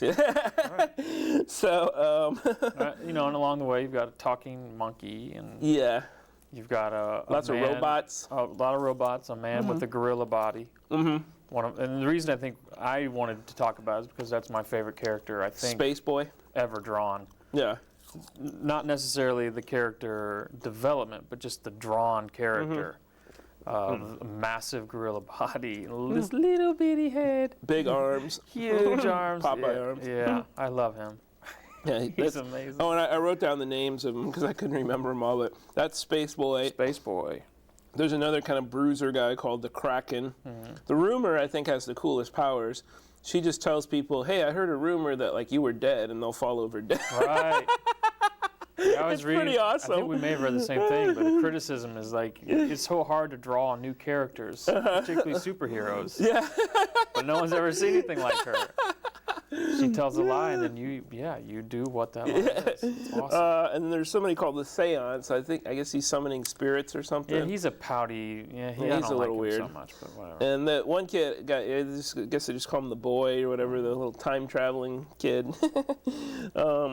And then the one character by the end of the first set of stories, a 6-issue storyline called The Apocalypse Suite. Her name becomes the White Violin, but Yeah, and then there's Dr. Pogo. Yeah, Dr. Don't forget Dogo, the chimp, Dr. chimp. Pogo. There's some really, one of my favorite panels involves Dr. Pogo and some spectacular violence. I won't describe it any further, but that's part of the reason I gotta say, even though it's postmodern, when I read Grant Morrison, sometimes I go, dude, this is way too cerebral for me. You know, it's always ended on some weird, oh yeah, we forgot that. It's sort of like hearing a Star Trek ending where they make up something and you halfway understand it and you go, okay, well, I guess I'll buy that. The Deus Ex Machina. Yeah, right. But it's not satisfying in a kind of, you know, there's no big fight, you know, but this has got the robots, the lasers, the, you know, the explosions, violence. And, the gore. Yeah, it needs everything it needs. It has that. Gotta have that stuff. And I would say artwork-wise, if you're somebody who knows comic books, it's very comparable to Mike Mignola's Hellboy type stuff, so. In other words, badass. Yeah, really. Right. Yeah, some of the best cartoon work I've ever seen. Oh, yeah. Yeah. It's good. I think it's better than Mignola, frankly. I think there's a little coldness to Mignola's, or maybe the way it's colored. There's really vibrant colors and really awesome, just real, crisp lines. Yeah, oh man, yeah. Just that's Gabriel. I don't know. He's got an accent, so is it Gabriel Bay? I guess B-A, and then I think it's Ba. Ba. Okay, yeah, whatever. Yeah, whatever. Yeah. Whatevs. So great we can't really talk about the second one because I have it, but I haven't read it yet. I'll read it soon and get it to you. But it's called Dallas, and so check both of those 2 volumes out in the Apocalypse Suite and Dallas in your comic book stores right now. And it's been optioned for a movie. I just read. I've heard that. Yes. It's gonna be good. That's doing big things. That movie writes itself. It's so easy. You know, just gotta get the right actors. Well, it's like Sin City. Yeah, it's so good. Yeah. Just take the panels and make it happen. Right. Get whatever Rodriguez to do that too. So onward to favorite movies of all time, and I was under the impression we were making a 5-item list, but Brian went and made a 10-item list. I can do 5, baby. No, you can do 10 too. I don't care. I can do 5. All right, let's hear it. Okay. Top 5 movies of all time. Top 5 movies of all time. Let's start at number 5. Well, the reason I did 10 is because I did my first 5, and they were all foreign films, and I realized that can't be. Sure it can. You know how much? No, but not because I don't like foreign people, but because I foreigners love Cohen, I love Tarantino. How could I not have those guys? But this is really whittling it down. These are your favorite movies of all time. It was really stinking hard. Well, that's awesome though. That's not anything not gonna be anything like mine then. In the Mood for Love. Wong Kar-wai. Is that Japanese dude? Chinese. Okay. With my favorite actor of Chinese origin of all time, Tony Leung. Okay. All right. I've heard of that one. The Hairdresser's Husband. Have not heard of that one. I don't French film. With my favorite French actor of all time, Jean Rochefort. Whoa. Yeah, he's dude. So good. Huh. These are all within the last 20 years. How old is that dude? Jean? Yeah. He's like 60, 70, something like that. He's been doing it a while. He was just in a movie I saw the other day that was really good. And I can't remember the name. Oh, Tell No One. Have you ever seen that? No. Just came out last year. Different episode. I've heard of that. Yeah. It was awesome. That's one I wanted to go to Frontenac for. Totally freaking awesome. You got to see that. Okay. Spring, Summer, Fall, Winter, Spring by Kim Ki-duk. My favorite Korean director, and that's my favorite movie by him. If you haven't seen anything by Kim Ki-duk, you should, because you've never seen any movies like them. He's not the dude that does the thing with the eggs, is he? The eggs? No. I don't want to see that. No. That's Tampopo, isn't it? I guess. I don't know. He does things with like really extreme sort of physical bodily torture. Yeah, no. Not my thing. Old Boy. I've heard of that. Chan-wook Park. Is that a gangster flick? It is kind of a gangster flick, but not really, because he takes on some gangsters and does some things with teeth that I can't give away. But you need to see it for no other reason than the teeth scene. Okay. But it's based on a graphic novel. They adapted it from a graphic novel. Okay.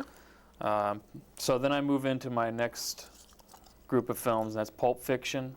Man, that was hard, deciding the best Tarantino film. The one I would want to see if I had to see over and over and over. I think it's probably Reservoir Dogs if I'm pushed, then Inglourious Basterds, then Kill Bill. I'm like, what? Yeah. But I'm going to go with Pulp Fiction. Stick with it. Too many good things in it. Tenenbaums by Wes Anderson. I know he's not one of your favorites. What was that one? Royal Tenenbaums. Oh yeah. Well, I mean, I gotta say that's the one movie of his that I really like it. Because it has one of my top 5 scenes of all time. The shaving scene. That is good. Where it goes blue. Oh, that's one of my favorite too. Yeah. Man, you just can't. It's just hard to beat that scene. Yeah. For my Coen Brothers pick, I'm going to take No Country. Yeah. For Old Man. Is that on yours? No, but it's great. It's awesome. Yeah. Even over Fargo. Even over. Yeah. The Dude. Oh yeah. Well. I'm going No Country. It's that freaking good. All right, now a couple of sort of oddballs. Dancer in the Dark. Have you seen that? Sounds familiar. By Lars von Trier. Right, I have. Yes. And it's with got Bjork. Bjork. Well, maybe not. It's a part musical, part movie, but it's not a musical in like the sort of Moulin Rouge garbage. It's a musical in like the most postmodern, interesting way, where machines are the noise. It's No, I blow was your confusing that with some other Lars von Trier movie. Like Dogville. No, the one before that. It was Emily Watson or Emily Mortimer or somebody like that. Where yeah. they're, Yeah. in like Ireland. On, Yeah. I don't remember. All right, you're going to appreciate this one. 28 Days Later, Danny Boyle. Wow. What? You don't like that? I like it. I just don't think. I thought that movie was overrated. I could watch that movie. I watch that movie at least once a year, and I could keep watching. Wow. And to finish it off, Delicatessen. And by the way, if you don't know what 28 Days Later is, it's a zombie flick. Yeah. And it's that's good because we just reviewed Crazies earlier. Beautifully filmed. Well, get ready. Crazies blows 28 Days Later out of the water. Hardly. Anyway, the last film is Delicatessen. Okay, and that's the one where they have a guy or they serve people or right. Yeah. It's I've seen that one. Post-apocalyptic dark. So these aren't humor sort of numbered. movie. It's just sort of No. they're all okay. Huh. So let me see that. Yeah. I think what you're trying to get at is what's the number one, right? Yeah, of all time. The number one of all time in my little bitty brain. The Godfather. No. is The Hairdresser's Husband. It's the closest to my heart. Wow. I'll have to know check it. that out. I know it. You probably won't even like it. We'll see. It was the first avant-garde film I ever saw when I was like 18, and it changed the way I saw movies. And that began the love affair. Avant-garde. Avant-garde.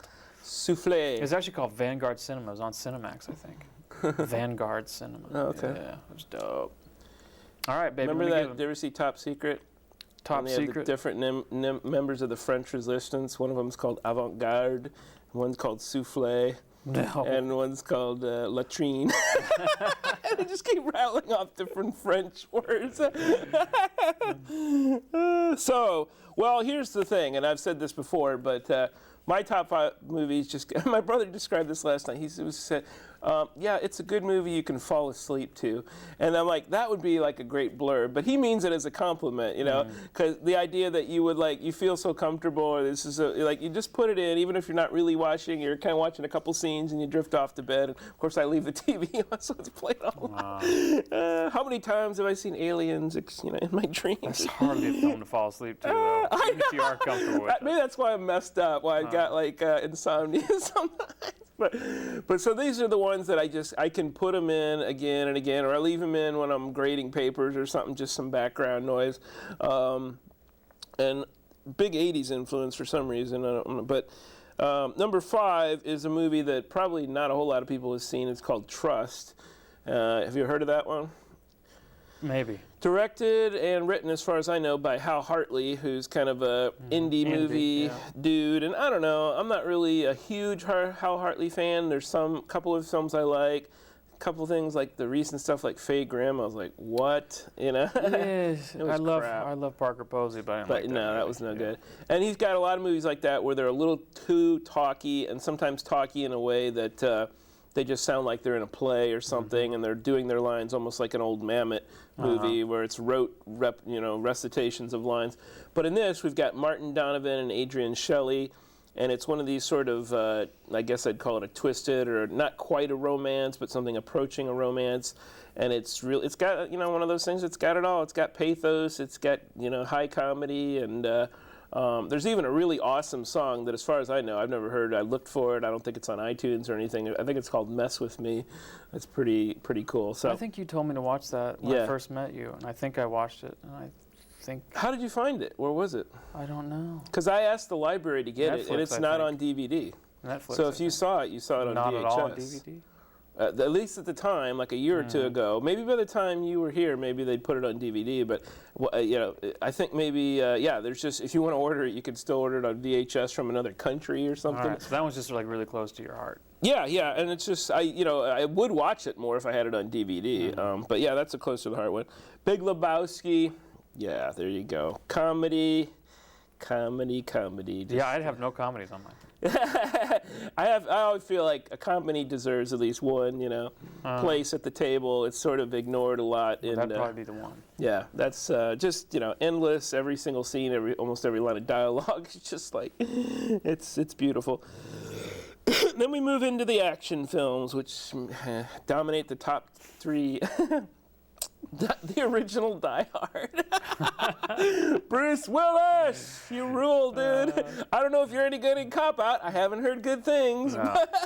And the Die Hard franchise maybe got a little tired. I mean, I kind of hung with all those movies, but the original just has, I don't even know what I can define about it. And even the guy, like the black dude in that, I can't remember who he is, but he's so perfect at it. Ernie Hudson, I think. Good Lord, I'll tell you who's more perfect than all of them is the dude who played, I can't remember his name, it's one of those, hey, it's that guy guys, but he was the principal in The Breakfast Club, just a total jerk. Oh, he's great. And he's like the police chief in that one. He's one of these police chiefs.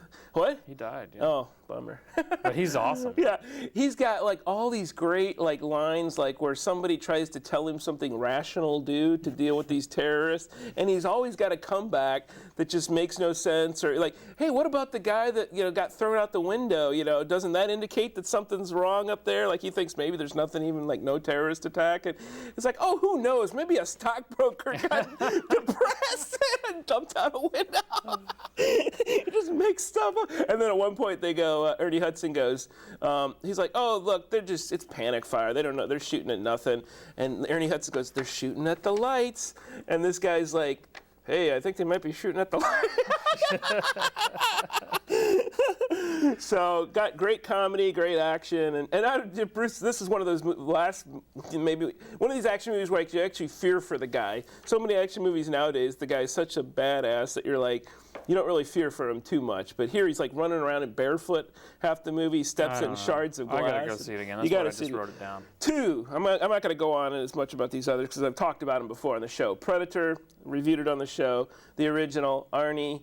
What do you want? You got 2 governors, 2 future governors in there. Arnie, the body. I mean, it's all there, people. Jesse the body. It's all there, people. I don't think there's like 2 lines of dialogue in the last half hour. Nobody cares because it's just perfect action movie bliss. And then finally, number 1 is Aliens.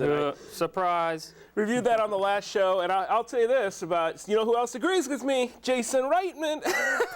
They asked him for his top 5 movies of all time, and he cheated. He said Alien and Aliens. I'm sorry, dude. It's either Alien or Aliens. He can't put 2 things in one slot there. But he said, yeah, those are some of my yeah, well, he's a moron.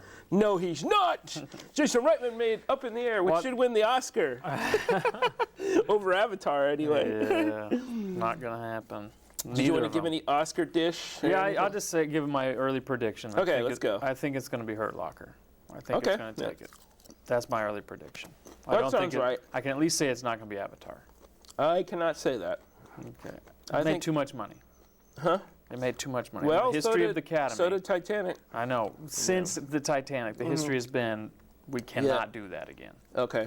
I do think there might be a pullback from that. Yeah. I mean, but I don't know. I think it's really hard to predict, but it probably does come down to those 2. I don't see Up in the Air actually doing it. I don't see Inglourious Basterds doing it, even though it should. Even though it should. This isn't a should, yeah. Yeah, this isn't a should.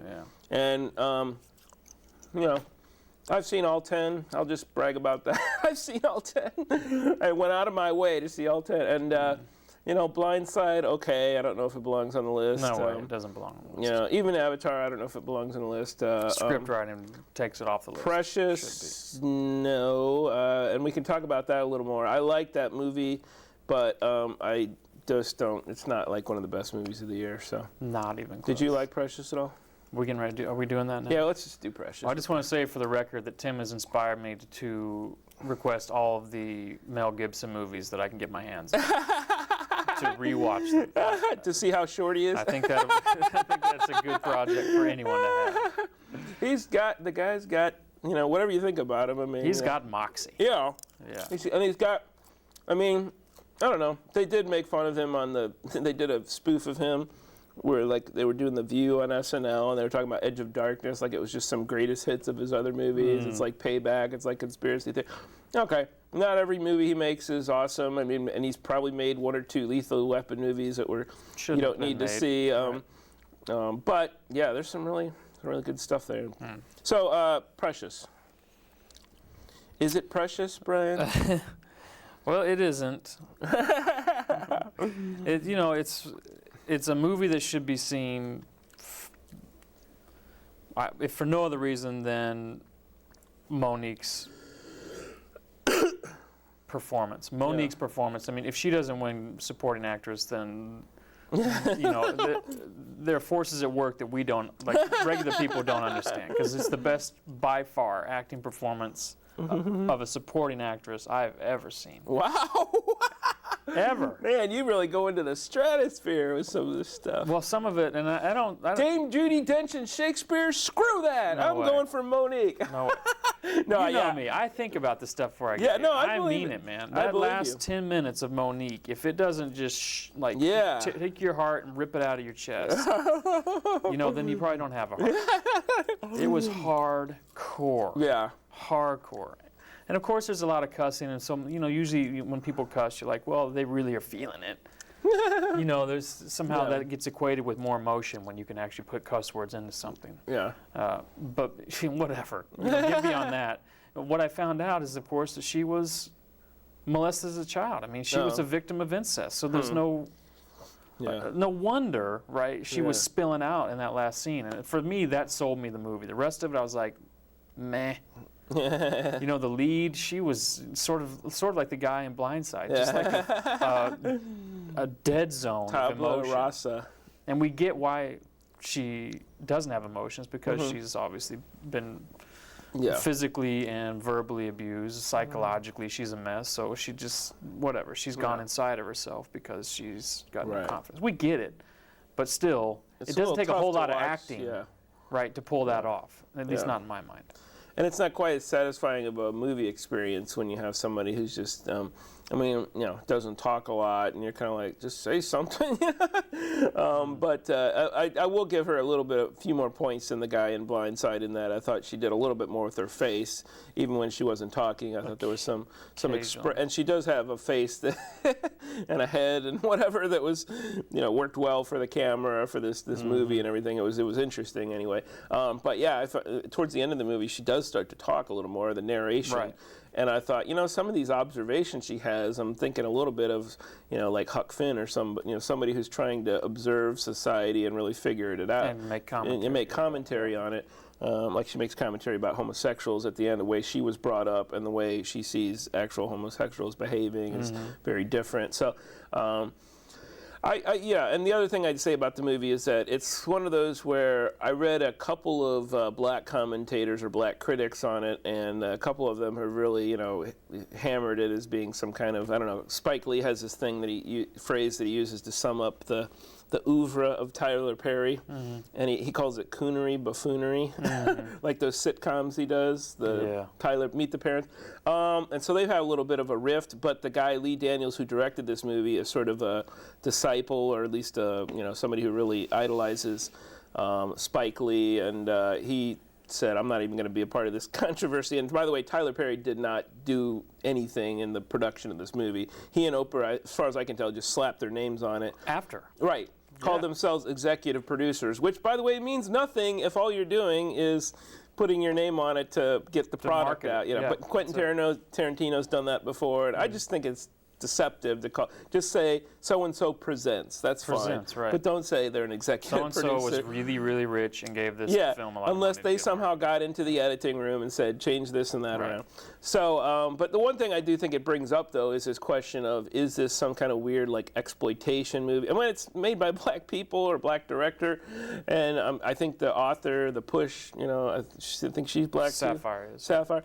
So you're kind of like, can a black person make a? Yeah, I guess they can make a black exploit, and it's certainly melodramatic. I think you can say that. The way no doubt. The way it's shot, and when you see that kind of amped up stuff, and yet you're supposed to be dealing like with real world conditions, you're kind of like, okay, there's something that is jarring about that, and yet I put up with amped up over the top crazies like the Crazies, so I'm like, why would I bring this special set of rules saying this has to feel totally comfortable as a movie dealing with race relations? So I just kind of said, no, I'm going to go with it, and I thought it was compelling throughout, and I'm going to let somebody else, just like with Avatar, I'm going to let somebody worry about the race implications or whether or not it depicts. What? Go ahead. Well, Ishmael Reed, the famous novelist, he wrote a column, an op-ed about it, and basically accused Lee Daniels and anyone like involved with the movie of perpetuating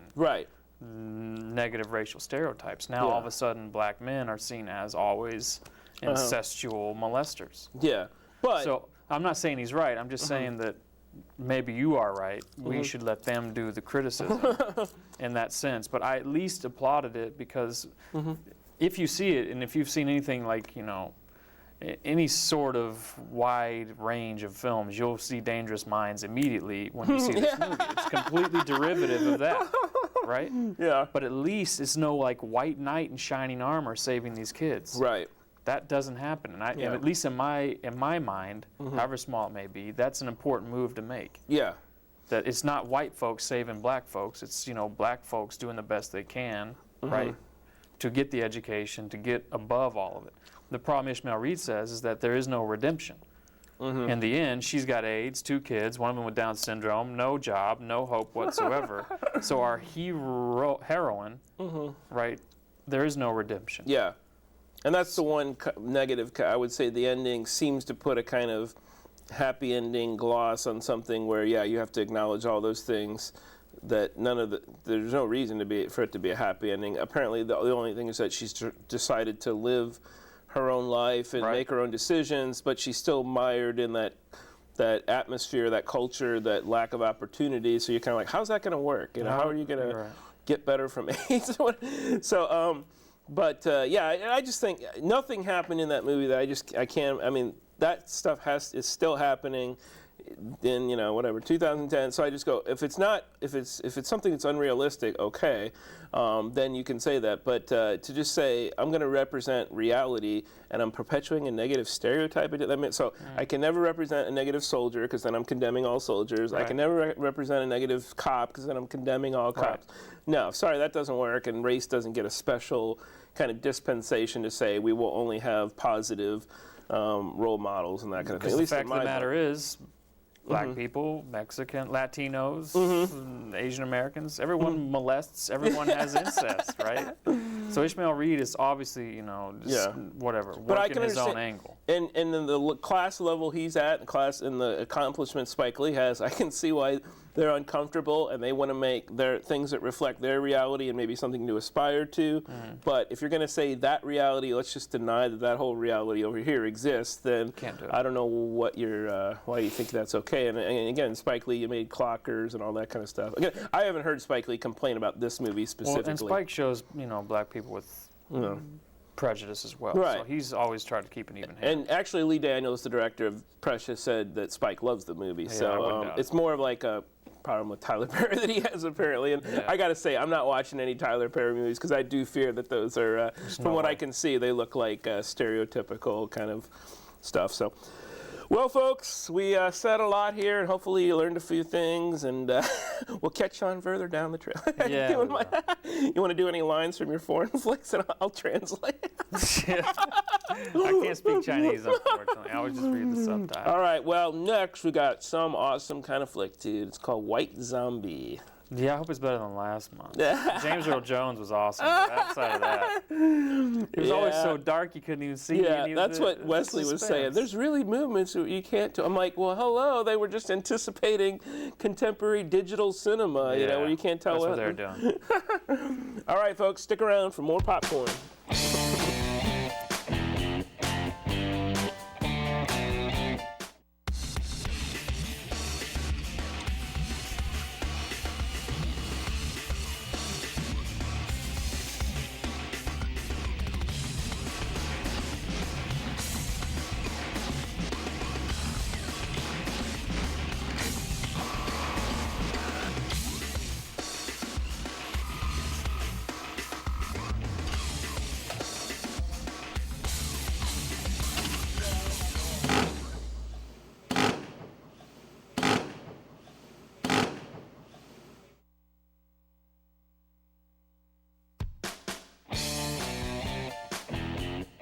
Welcome back.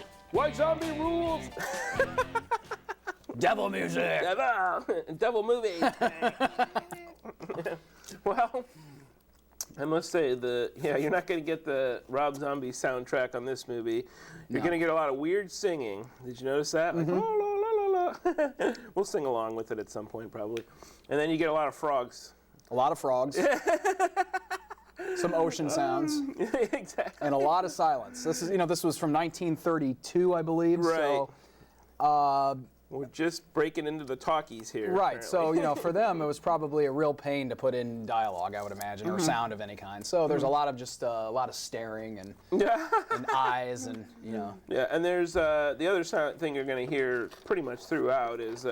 It sounds like the entire movie is being played on some really beaten down record player and some really warped record, just scratching sound throughout. Is that just, when old movies degrade, that's what they start to sound, the sound gets messed up, or you think that was there in the original? I don't know.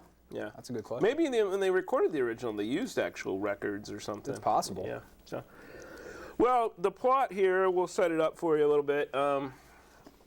There's this couple. They're going to get engaged. Well, they're going to get married. I guess they're kind of doing. They were going to get married somewhere else, but this Beaumont guy convinced him to come to Haiti. Yeah. I guess he's footing the bill. So what the hey? Let's have a little vacation to Haiti, and right away they start running into like weird burials in the street or something like that, and there's so what Beaumont is. We learn that he's fixated on Madeline. Yeah. He hopes to break the marriage up. But he gets more than he bargained for when he starts playing around with Bela Lugosi, who, what's his character's name? Really the best name ever.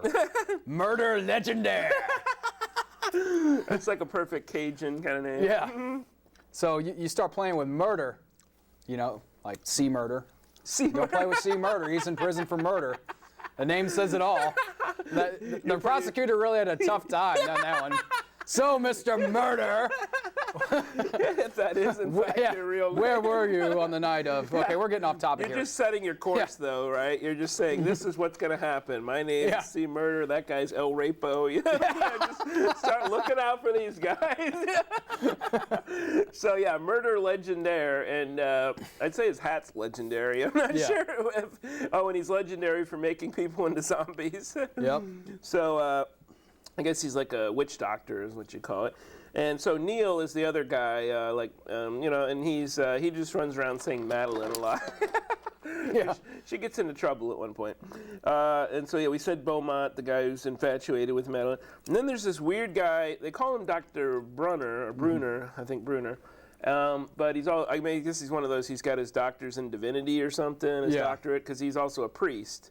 He's the zombie expert, man. Yeah, he's sort of like the Van Helsing of dealing with zombies. And like we said, it's set in Haiti, and I guess that's about it. Really odd, but I think there's some interesting use of like black and white, shadows and all that kind of stuff in the movie. I mean, what else do they have to work with, right? But I think it's kind of, you see these kind of movies, and you're kind of like, I think there is a movie coming out soon that.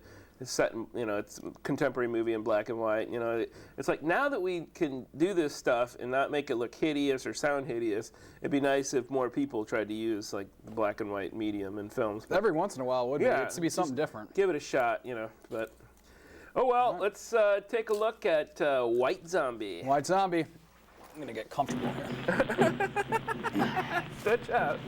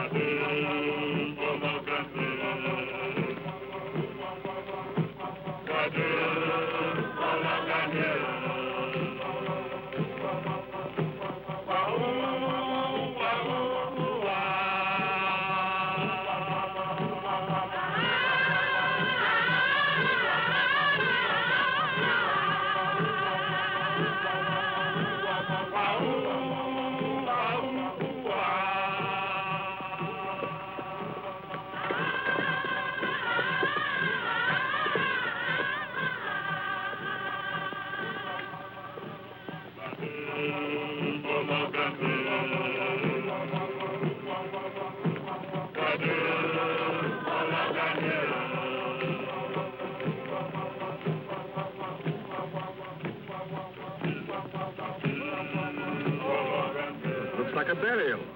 In the road? Driver, what is it? It's a funeral, mademoiselle. They're afraid of the men who steal dead bodies. So they dig the grave in the middle of the road, where people pass all of the time.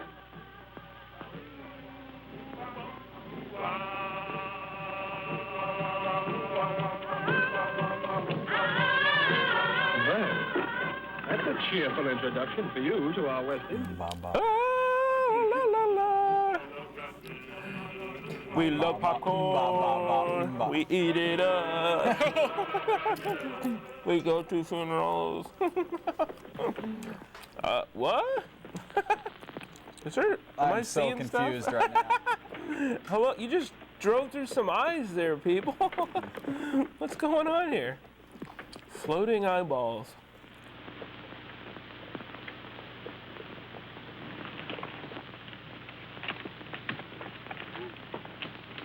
Do you know where is the house of Monsieur Beaumont?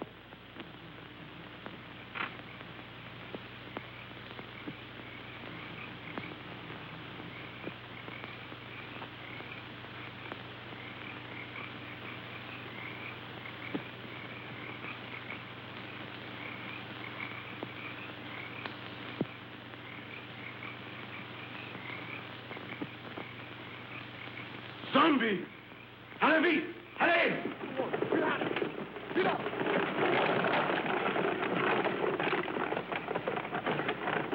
It's got like hands clutching you.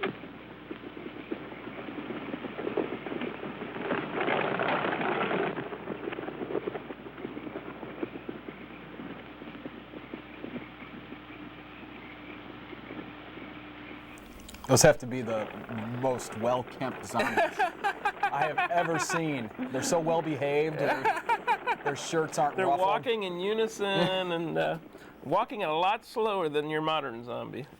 That's the kind of zombie behavior that zombies should model each other after. Exactly. They don't. You're not scared of them because all you have to do is walk a little faster if they're after you, right?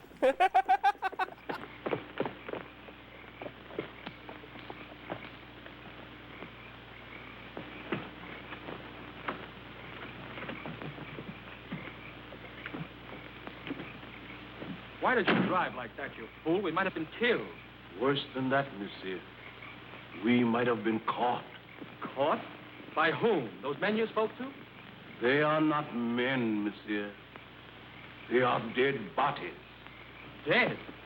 Yes, monsieur. Zombies. The living dead. Caught corpses taken from their graves, or made to work in sugar mills and fields at night. Look! Here they come!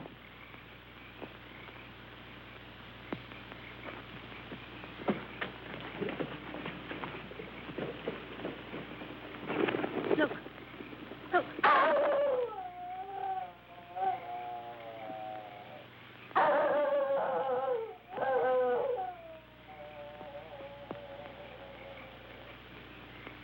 Excuse me, please.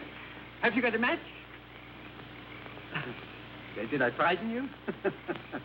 I'm sorry. I'm ugly enough, I suppose. No, it wasn't you. Something happened back on the road there. We stopped to speak to some men. Our driver told us they weren't men at all. He said they were corpses. Corpses? Surely you don't believe it, do you? No. Well, I don't know. Haiti is full of nonsense and superstitions. They're always mixed up with a lot of mysteries that'll turn your hair gray. I've been a missionary here for, 30 years, and at times, I don't know what to think. Come, let's go in the house. Oh, yes. Huh? Come, Dick.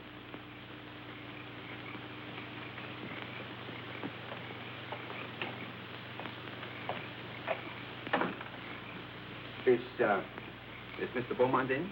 You're expected, Dr. Bruner. Yes, I've been sent for to marry someone. Maybe,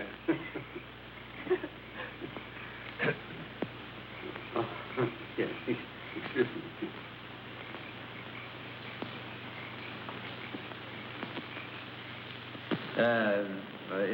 How long is it that you know Mr. Beaumont? Oh, only a few days. Madeline introduced him on the docks in Port-au-Prince. And you? I met him on the ship coming from New York. He was very kind during the voyage. Oh, Madeline and I planned to be married the moment she arrived, but Mr. Beaumont persuaded us to come here. He promised to take me out of the bank at Port-au-Prince and send me to New York as his agent. Strange. It's very strange. I'll tell Mr. Beaumont you're here. Yeah.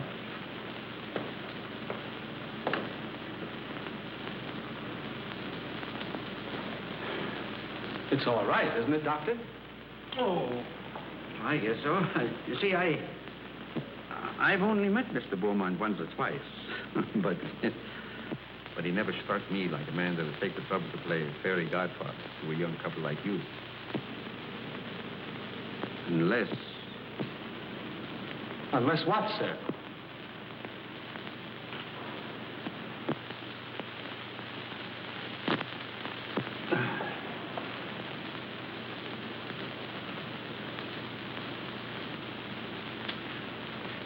I suppose you'll think I'm a meddling old fool, but I'd feel a good deal better if you'd clear out of this place after you're married and have nothing more to do with Mr. Beaumont. The young people have arrived, sir, and Dr. Bruner. They're waiting in the reception hall. Show them to their room and tell them I'm out. Yes. No, wait. Perhaps I'd better see them. It might look odd if I didn't. Very odd, sir. Especially as Dr. Bruner is a trifle skeptical as to your motives, sir. Never mind my motives. Has that other person sent word yet? No, sir, not yet.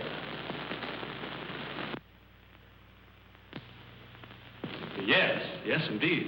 Oh, yes, of course. I'm sure Neil will make a very good agent. But you must be tired after your drive. You'll get some rest. Silver! Silver will show you to your rooms. This way, please.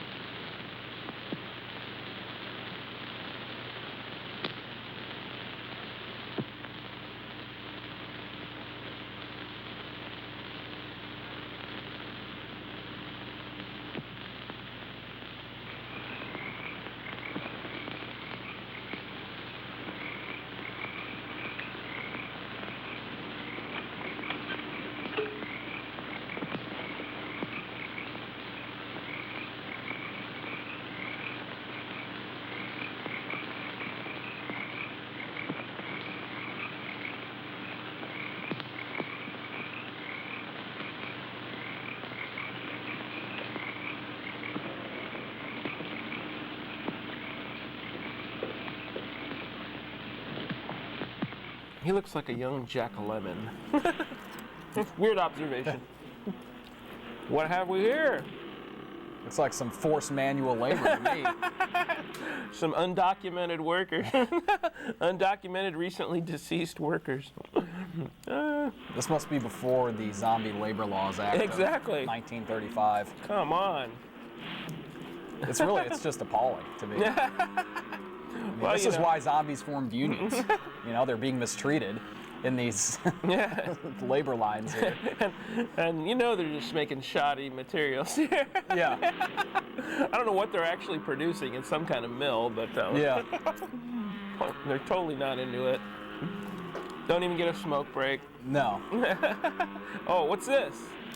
It's like lost, frozen donkey wheel. You're gonna be displaced in time, people. Look out.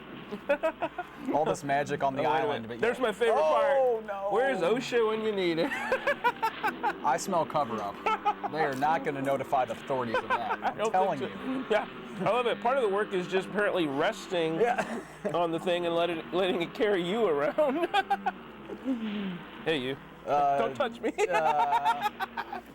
I don't know where that hand's been, buddy. Yeah. So that means I follow you, I guess. Follow you touch me. Wow, a real zombie factory. I've finally seen it. And what is wrong with his leg? I don't know. Worst HMO recovery. Yeah, zombies get no labor rights, no health care. This is terrible. Where's Barack Obama on this one, man? Of course, Beaumont's only thinking, what can I get out of this? How can I have a zombie girl? I want my woman, and that's it.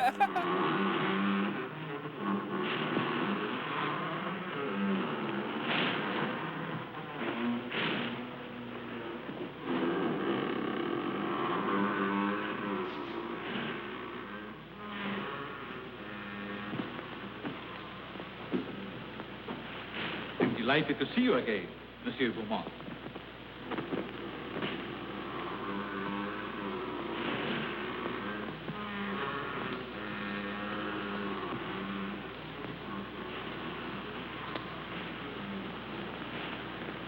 Please.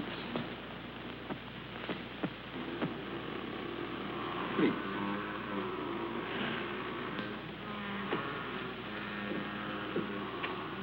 I'm sorry that kept you waiting, monsieur. I have been on a journey, seeking men for my mill. Men? They work faithfully, and they are not worried about long hours. You could make good use of men like mine on your plantation. No. That's not what I want. Then perhaps you wish to talk about the young lady who came to your house this evening. You've seen her? When? On the road tonight.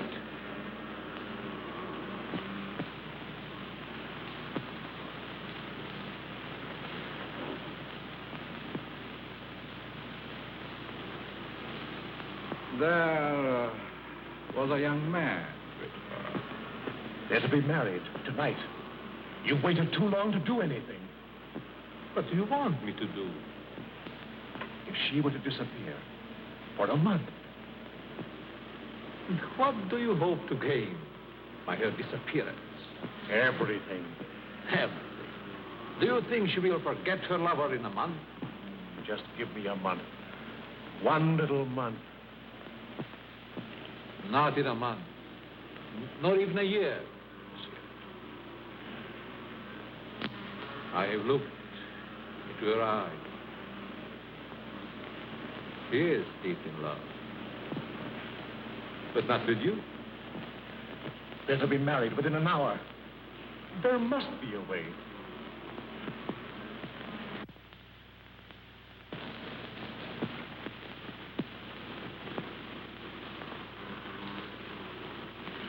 There is a way. The cost is heavy. You give me what I want, and you may ask anything.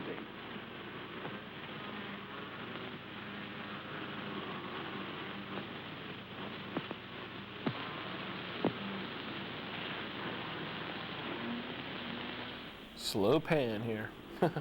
Ah! Whoa. Unibrow alert. Is he licking his ear? What is going on? Is he really whispering something to him? It seemed like, for one, does the zombie really not need to be let in on the secret? Or come on. I can only whisper this to you.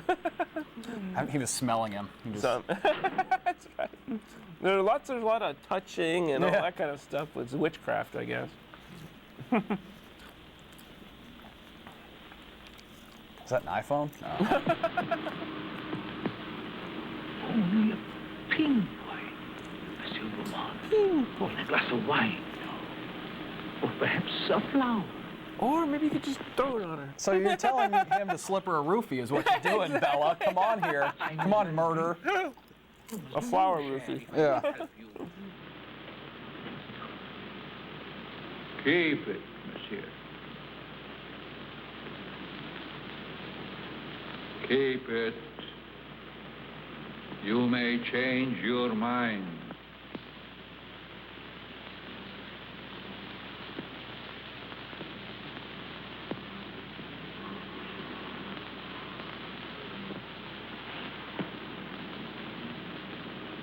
Send me word when you use it.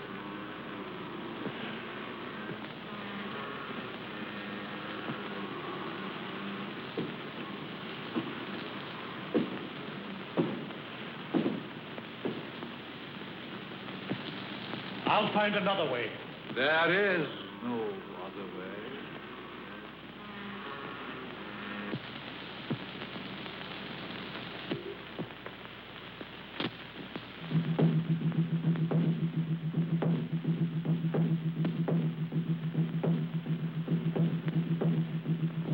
They are driving away evil spirits. Curtis! Curtis! Mademoiselle! A wedding! So excited!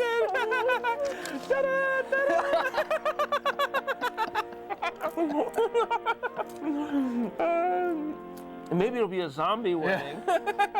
Those are the specialist weddings. I love this guy. He's walking her up the thing and trying to convince her that she needs to leave, not marry the dude. Dude, it's over. Once the ceremony starts, it's over. I guess not if you can turn her into one of the undead, right? Yeah. Oh, listen to me, dear, before it's too late. Don't. Please. Don't go into that room. We can be in Port-au-Prince in half an hour. There's a boat sailing at midnight. You've been so wonderful. Don't spoil everything now. One last gift before I lose you forever.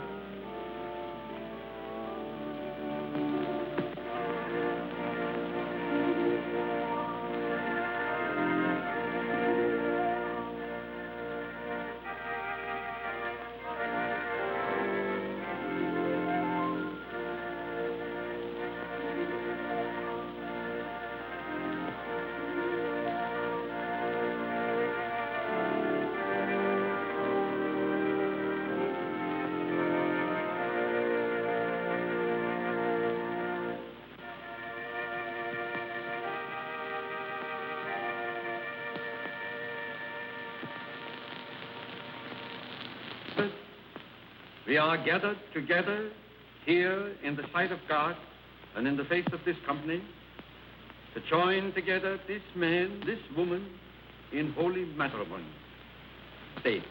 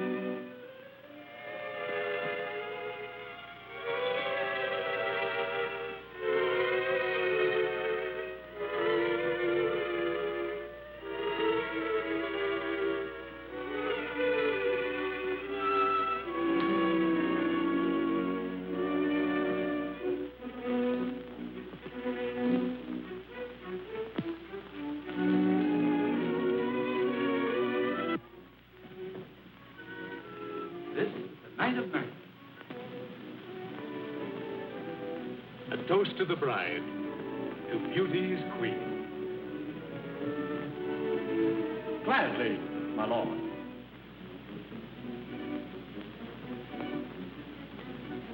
Leave but a kiss.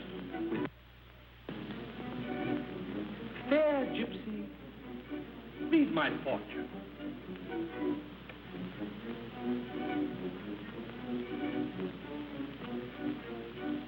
What do you like? I see happiness. I see love. Far more than you deserve. Is that all? No. I see. If I see a face in my coffee, or my wine, it's over. Stop drinking now. I see death. Madam. Madeline, what's wrong? Madeline, my dear, please.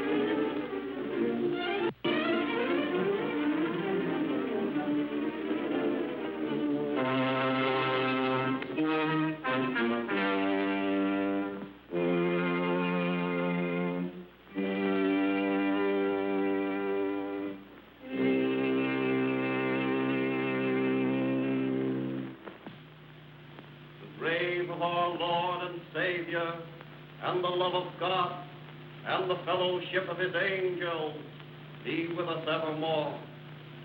Amen.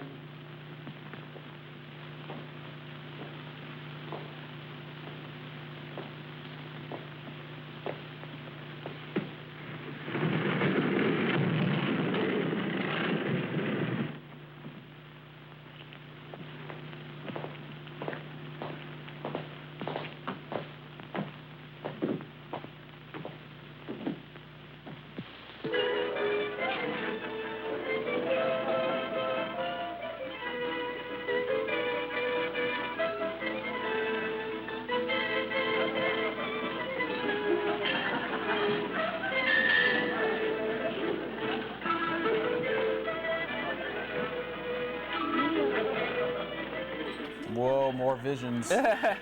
Normally when you're really depressed and you want to drink, you say leave the bottle, not leave 5 bottles. He's going over the edge. I think that's you after your last time at bowling, right? Yeah, probably. We lost again. I couldn't grab the tiny woman, no. Oh, man. Kick the chair. Everybody else just keeps dancing around. Yeah, The no guy's one- having a mental breakdown in front I of think him. people would want to move away from him. Yeah. Dude, if every shadow is going to set you off in a bar, you're in trouble. Yeah. They're kind of dimly lit.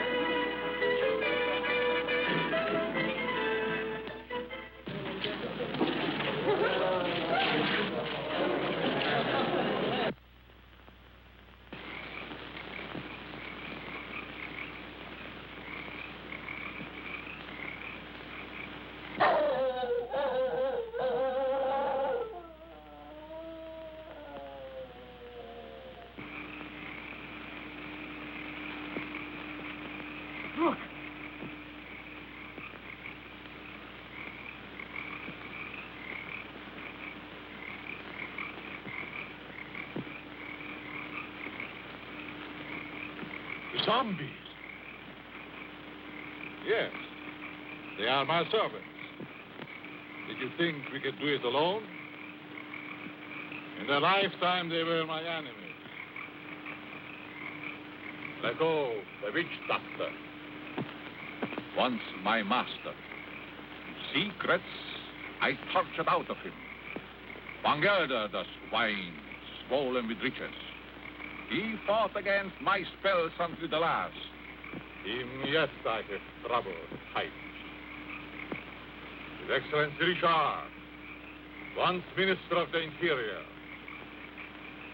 Garcia, Brigand Chief. Marquis, Captain of Gendarmerie. And this is Chauvin, the High Executioner, who almost executed me.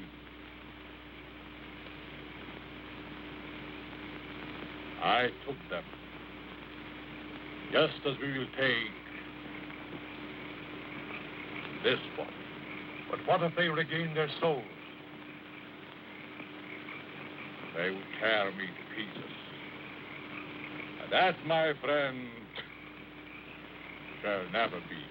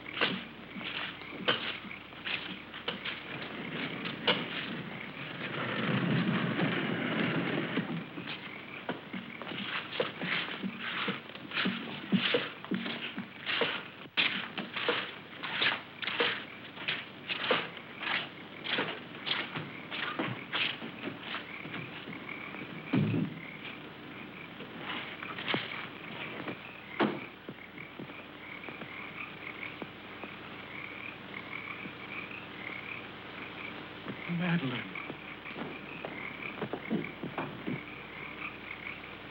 Madeline!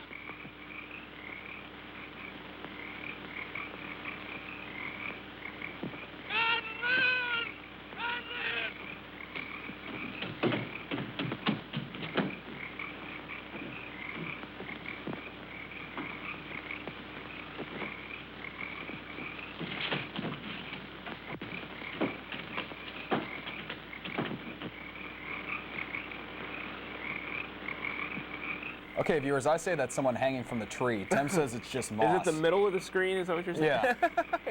Really So, thick moss. right into popcorn. I don't know if moss hangs from trees. So the willow tree, maybe? Maybe. Oh, the old zombie pallbearers. We have a wedding and a funeral. What can't they do? In this. They have zombie caterers. Yeah. On. He just looks like a zombie because he's drunk. I know. Stumbling around. Going to the tomb. Yeah, the zombies actually have more hand-eye coordination. Than the drunk guy. They do. They could pass the sobriety test. He could not. And they are really stupid, so that's amazing. What's this? She's not in her grave? Madeline! I think he's gonna puke. And he's got really long arms. Oh no, she's not there, dude. You should be happy. She's not really dead.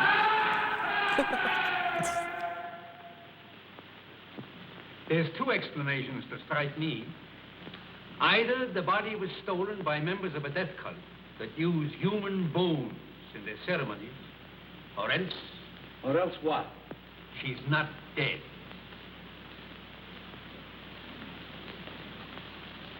Not dead? Are you mad? I saw her die. The doctor signed a certificate. I saw them bury her. Now, wait a minute. Wait a minute. I'm not mad. But I've lived in these islands for a good many years. And I've seen things with my eyes. that made me think I was crazy. There's superstitions in Haiti that the natives brought here from Africa. Some of them can be traced back as far as ancient Egypt. And beyond that yet, in the countries that was old when Egypt was young. Yes, but what has that to do with Madeline? I kissed her as she lay there in the coffin. And her lips were cold. Let me explain. Now, just a minute. I'll explain. Wherever there is a superstition, you will find there is also a practice. Now, do you remember what your driver told you the night he took you to Beaumont's house? Oh, about those horrible creatures we saw. Yeah. He said they were corpses, taken from their grave. That's it. Now, wait. Now, that's the superstition. Now for the practice. The ghouls that steal the dead corpses from the graves are supposed to put them there in the first place. Do you mean that Madeline was murdered so that somebody could steal her dead body? Ah, nonsense. No. Not her body, yes, but not her dead body.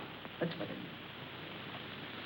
Well, surely you don't think she's alive in the hands of natives? Oh, no, better dead than that. Excuse me, please. Have you got a match? Thank you.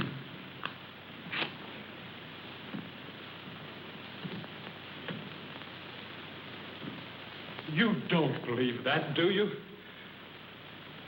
Say, there's been lots of people that's been pronounced dead that came alive again and lived for years. Now, if nature can play pranks like that, why isn't it possible to play pranks with nature? Oh, I don't know. Your driver believed he saw dead men walking. He didn't. What he saw was men alive and everything but this and this.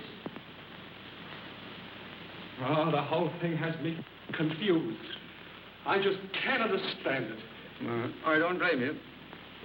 I don't blame you. I've been trying for years to get to the bottom of this thing. To separate what you call fact from fiction.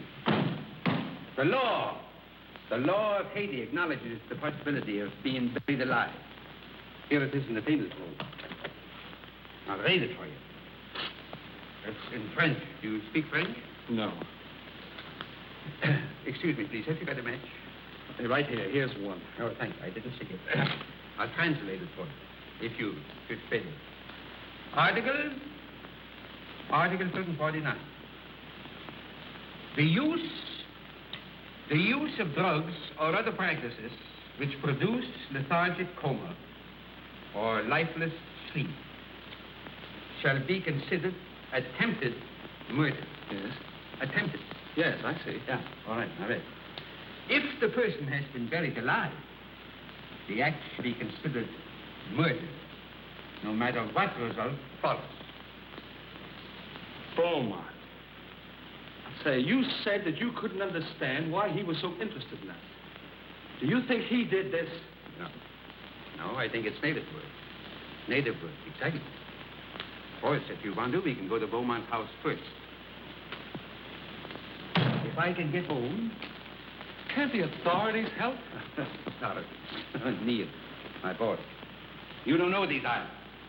The native authorities are afraid to meddle. I'm not. I got friends natives. They'll tell me things down if we ever get out of it. Because I'm a preacher, they think I'm a magician. Before we get through with this thing, we may uncover sins that even the devil would be ashamed. Oh, these witch doctors.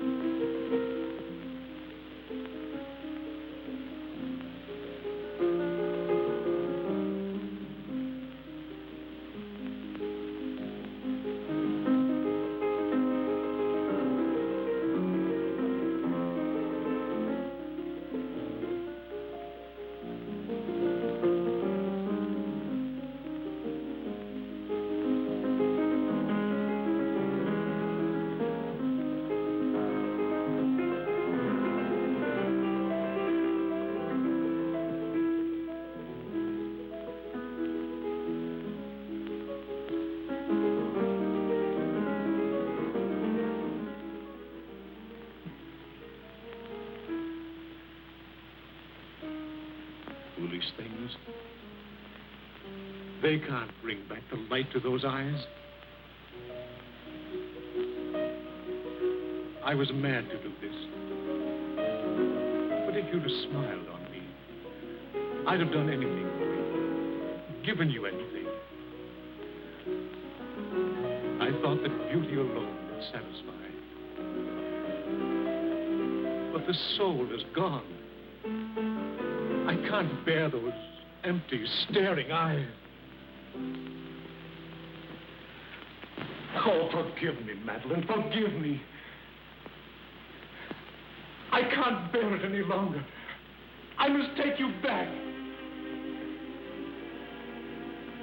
Back to the grave, monsieur? No. You must put the light back into her eyes and bring laughter to her lips. She must be gay and happy again. You paint a charming picture, monsieur. One that I should like to see myself.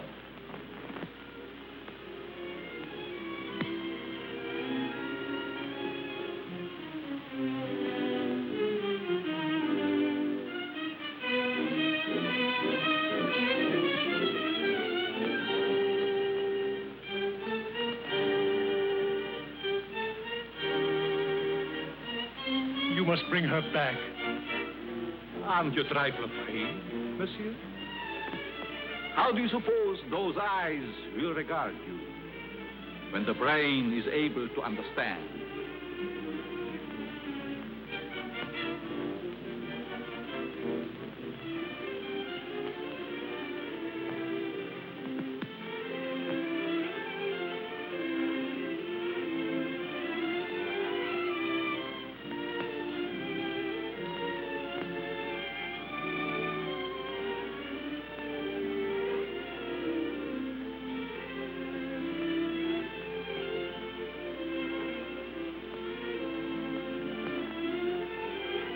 Better to see hatred in them than that dreadful emptiness.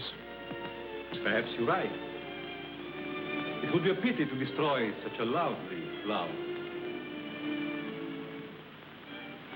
Let's drink to the future of this flower. A glass of wine? Silver, bring wine. We have a toast to drink.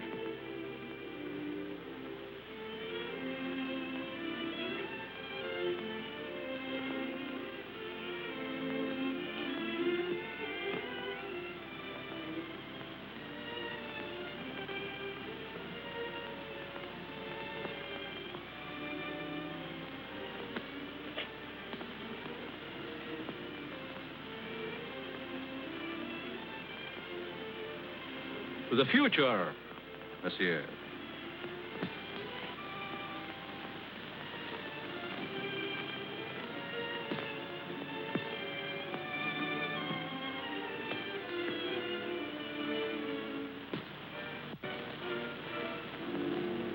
Only a pinpoint, monsieur, in a flower, or perhaps a glass of wine.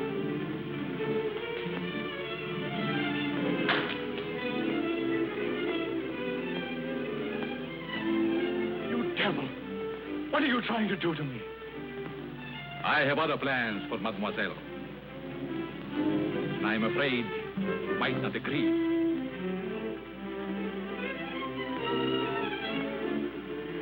I have taken a fancy to you, monsieur. Silver! Silver!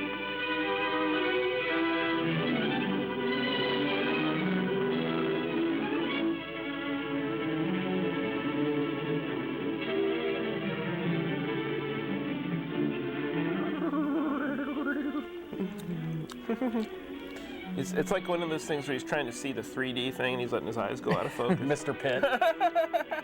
Where is the spaceship? What is with this guy's getup? You forgot the shirt, dude. So apparently Moses is a zombie. Is this Hacksaw Jim Dugan? What is up with the wrestling singlet here? Exactly. Stolen from a circus. Yeah. I think you're right. I mean, you know, these are big bag zombies. As long as you like walk at a fast, like a 4.0 mile per hour pace, I think you'll should be able to get away. You'll get away. You don't even need to run. That's why earlier Brian was talking about 28 Days Later. Those zombies ran at you. I know. You couldn't get away from them. These guys, you know, they were fast in that movie.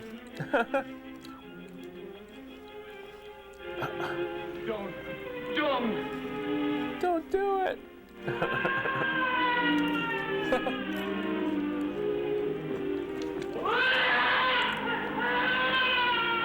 Who brought a baby into this movie? God, people are so rude. It's a zombie baby. They can't help themselves. What did they drop him into a hot tub there? What's going on? That's the fountain from Lost. They're gonna resurrect him. He'll be evil now. The smoke monster will come in. The future, monsieur. That's a great toast. What do you say? To the future? To the future. He does say a lot of weird things. Yeah. It's like people try to ask him stuff, or like, no, I don't really want my woman to become a zombie. And Bella just kind of blows him off and says weird, obscure things in response. He's got his own thing going on. Uh-oh, the vulture. There's his pet. Vulture. You.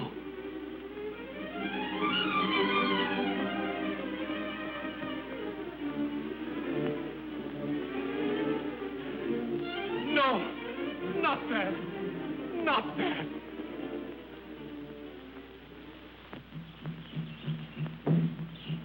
They ought to be picking up an old witch doctor around here pretty soon. His name is Pierre. I've known him for years. He's a great old fella. I don't know just where we find him.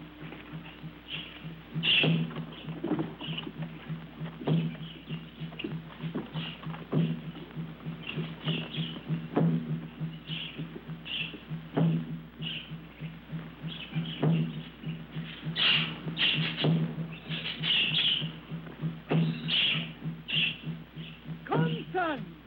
There are evil spirits in the road. I will give you an awanga. And here is one for the eye.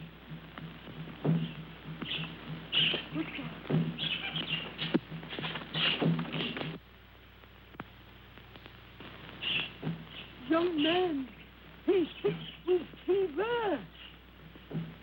Here, say, wait a minute. We can't afford to have you sick. Neil, why don't you go over there? We got a hard day before us tomorrow. Now then, Pierre, come on. He's gone. We can talk.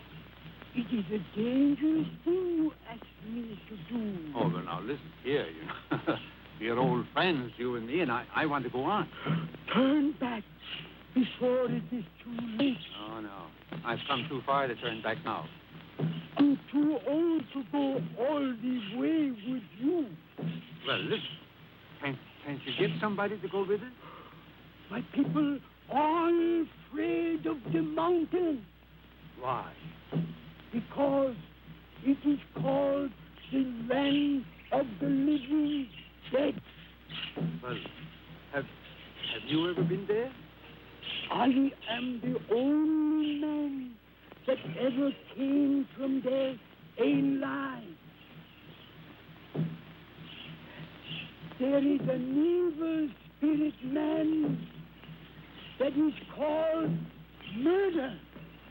Come, I can tell you all about what it is.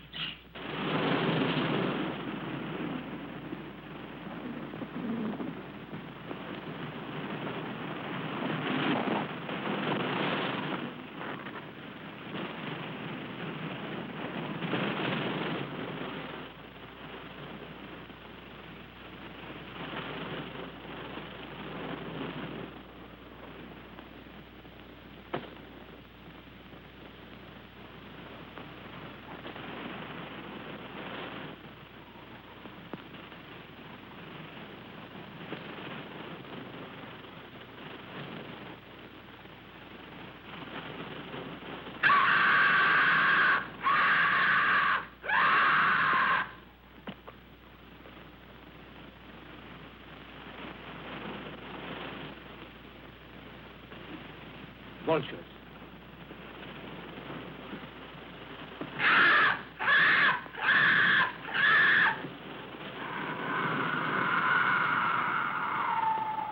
Just as old Pierre said, a cloud of vultures always hovers over the house of the living dead. Madeline. Is she there? No. Oh, I must go and see. No. Kneel, my boy. Please, lie down and rest. Please. You'll feel stronger in the morning. You rest. Let me go up and see what I can do.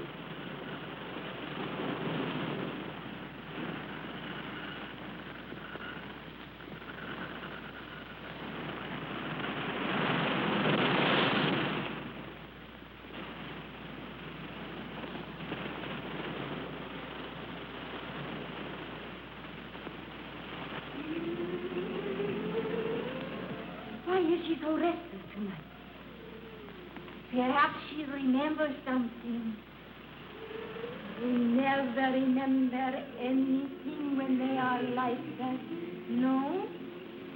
Because he's cut off.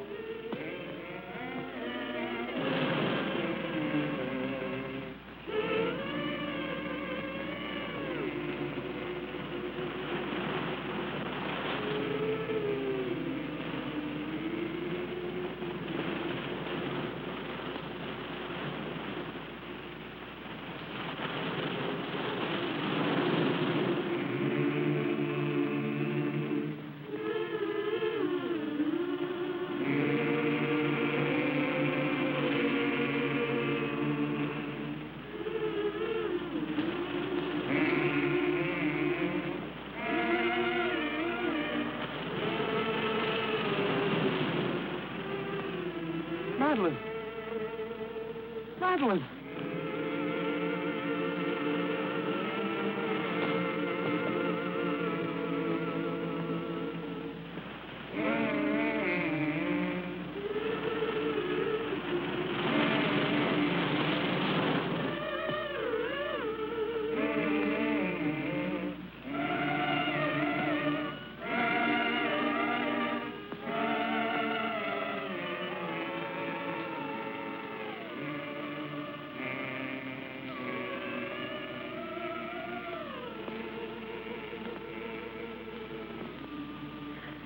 No. I can't. You must. It's your turn. Let her on the way. He might hear you. No, I can't stand it. I'm going to run away. He'll find you and make you like her.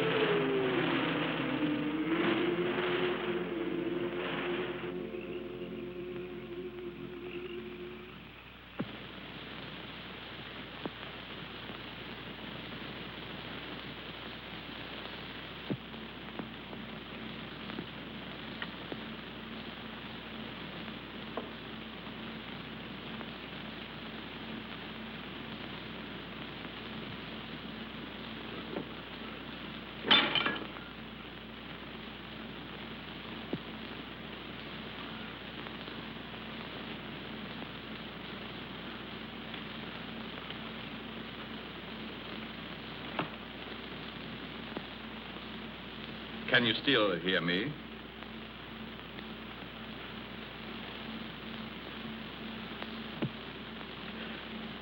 It is unfortunate you are no longer able to speak.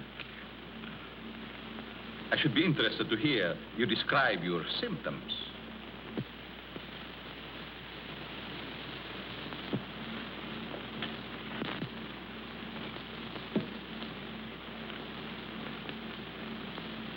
You see, you are the first man to know what is happening.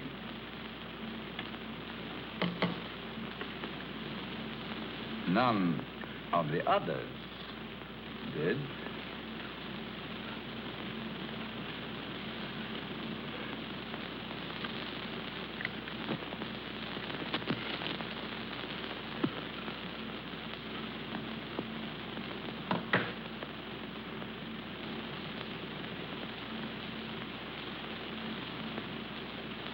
You refused to shake hands once. I remember. Well, well. We understand each other better now.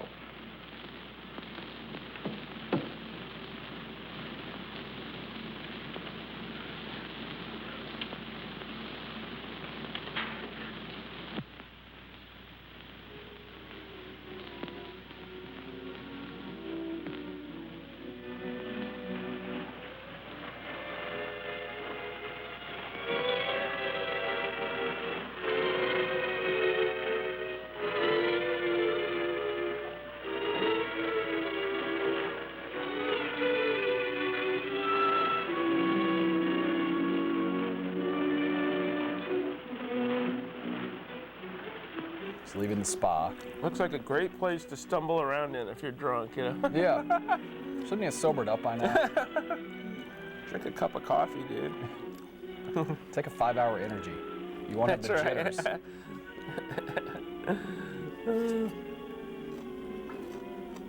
That's not a painting. Yeah, no, that's real. That's a real set they built. Totally real. Everything is totally real in this movie. Back to the old whittling the candle. You gotta have a hobby. This guy likes to do that. The pain. No Madeline. Where's my Madeline? Oh, how embarrassing. He passed out in front of everybody. They're going to write on his face now. Oh. That actually happened to somebody I knew once. Except they didn't write on him. They spray painted his entire body orange. And then they left him in a garage. And then he asphyxiated, dude. Yeah, he died. That's He stupid. didn't become a zombie, he died. It's like somebody I knew years ago, and then somebody told me, you know how that dude died? They painted him orange. It's like you could Google it or something. Like, wow, that is bizarre. Here's the secret zombie handshake. What in the world? How does this work? Okay, this is the part that freaks me out. Yeah. This is like the Sam Waterston eyebrows. That's here, a man. bone-chilling stare. He is in character here. Oh my God, those eyebrows. It's like, yeah. I mean, Trim he greases down them a up little bit, and yeah. twists them like those guys with the mustaches that do that. And of course, he almost got the unibrow going. I mean, hideous. That is terrible.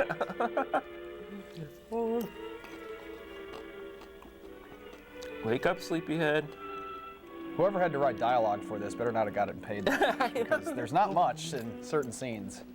The one dude is like, and with Neil, the guy who played them, all you had to do is, okay, the last half of the movie, all you had to do is say Madeline, 10 times. And other than that, it's, And then this Beaumont guy, you need to look like somebody punched you in the face, and you just, hey, I'm a zombie. Just wandering through the dark, dreary castle. I've been summoned by my zombie master. That's kind of a cool shot.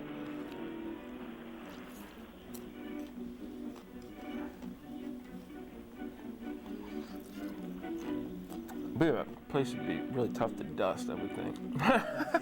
Well, you have zombie labor. Yeah, that's You right. don't have to pay them, so. I just can't imagine them getting up on ladders and trying to dust chandeliers and stuff like that.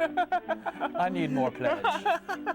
Just hear a lot of crashing. Can I just give you money to go buy pledge at the store? No.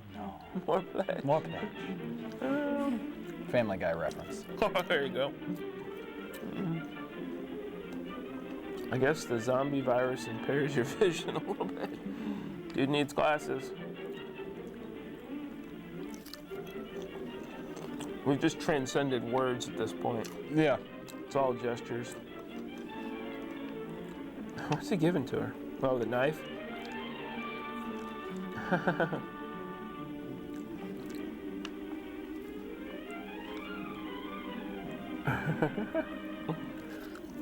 Oh no. Must kill fiance. Scene dragging on way too long. Must not say anything. Look at this Is he missing teeth? I think so. Like your teeth fall out. It's like meth or whatever. You become a zombie and you're up all night and up all day. And your teeth fall out. Teeth fall out. You do a lot of vacuuming and stuff. I had another friend who she got hooked on meth. Again, former colleague. Really? So I don't really know her anymore. Yeah. But she got hooked on meth, and then she like started painting stuff on the outside of her house, naked. And that's how they found her on her front lawn, like passed out naked. I think she had to go into treatment after that. Uh-oh, zombie eyes. More eyes. So don't do meth, kids. That's right. Please don't. Just don't do it. Or you'll turn out trying to stab your passed out boyfriend. Oh no. Now what the heck? Why stop him? Who was that though? Was that Bruner? Just some guy. I guess so. Sticks his hand out. They never really do explain that, you know. Uh-oh. The zombie mind meld is not working. It's on the fritz. Come on. Using my What's wrong knuckles with these here. damn things? It's not working. Look at this guy. Oh.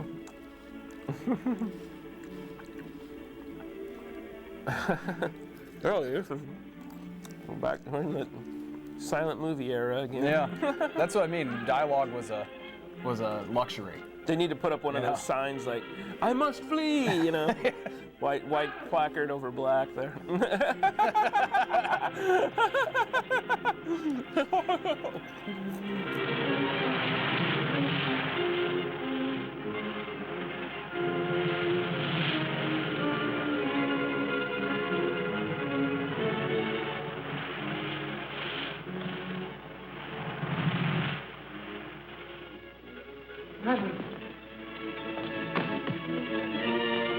Madeline, I found you. You're alive. Alive. What's the matter? It's I, Neil.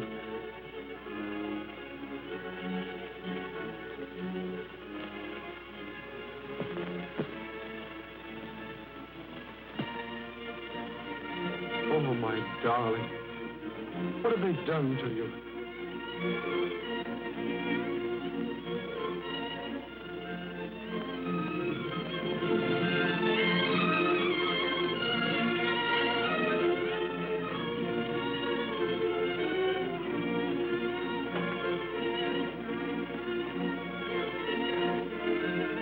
Who are you? And what are they? For you, my friend, they are the angels of death.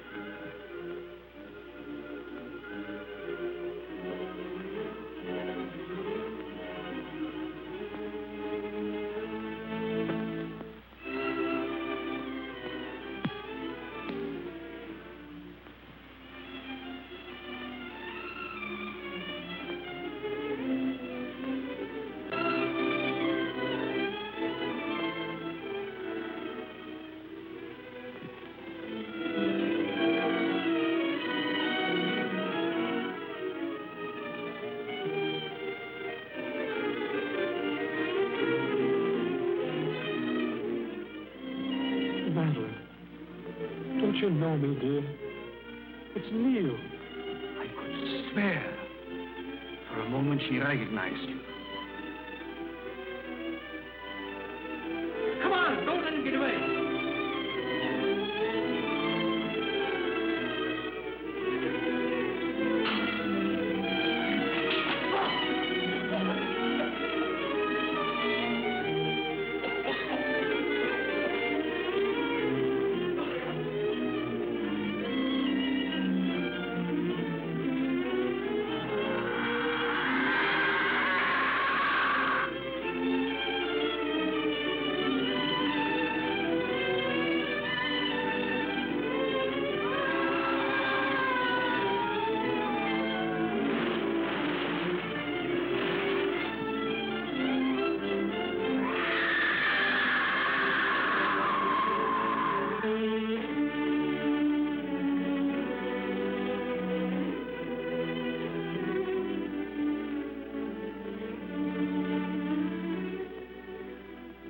Madeline, my darling.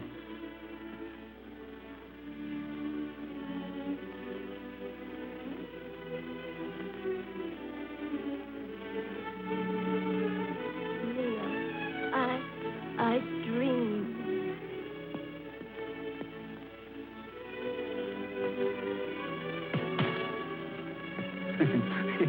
Excuse me, please. Have you got a match?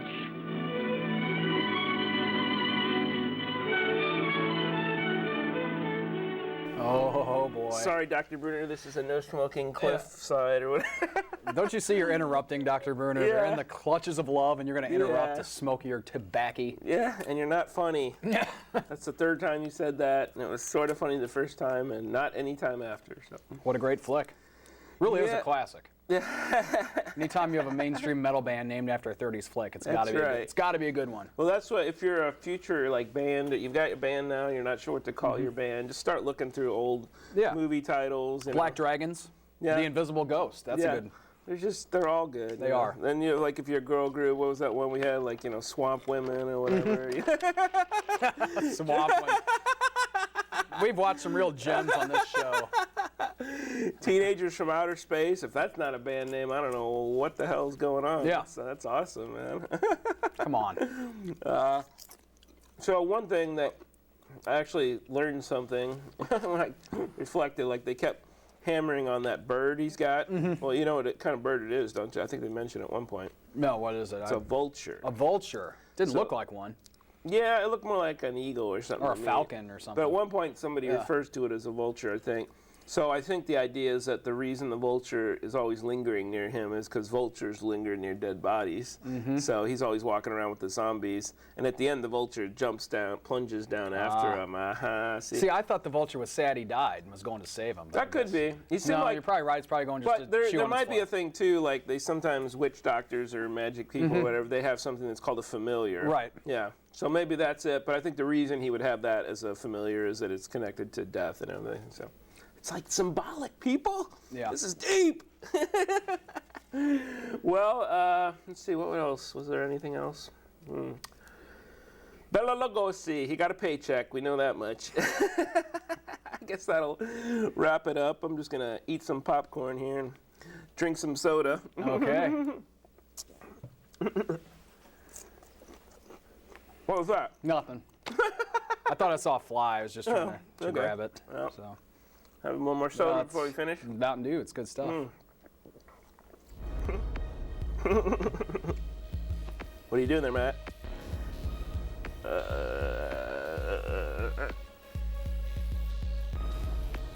Keep popping, Colonel. I'm going to play with his beard.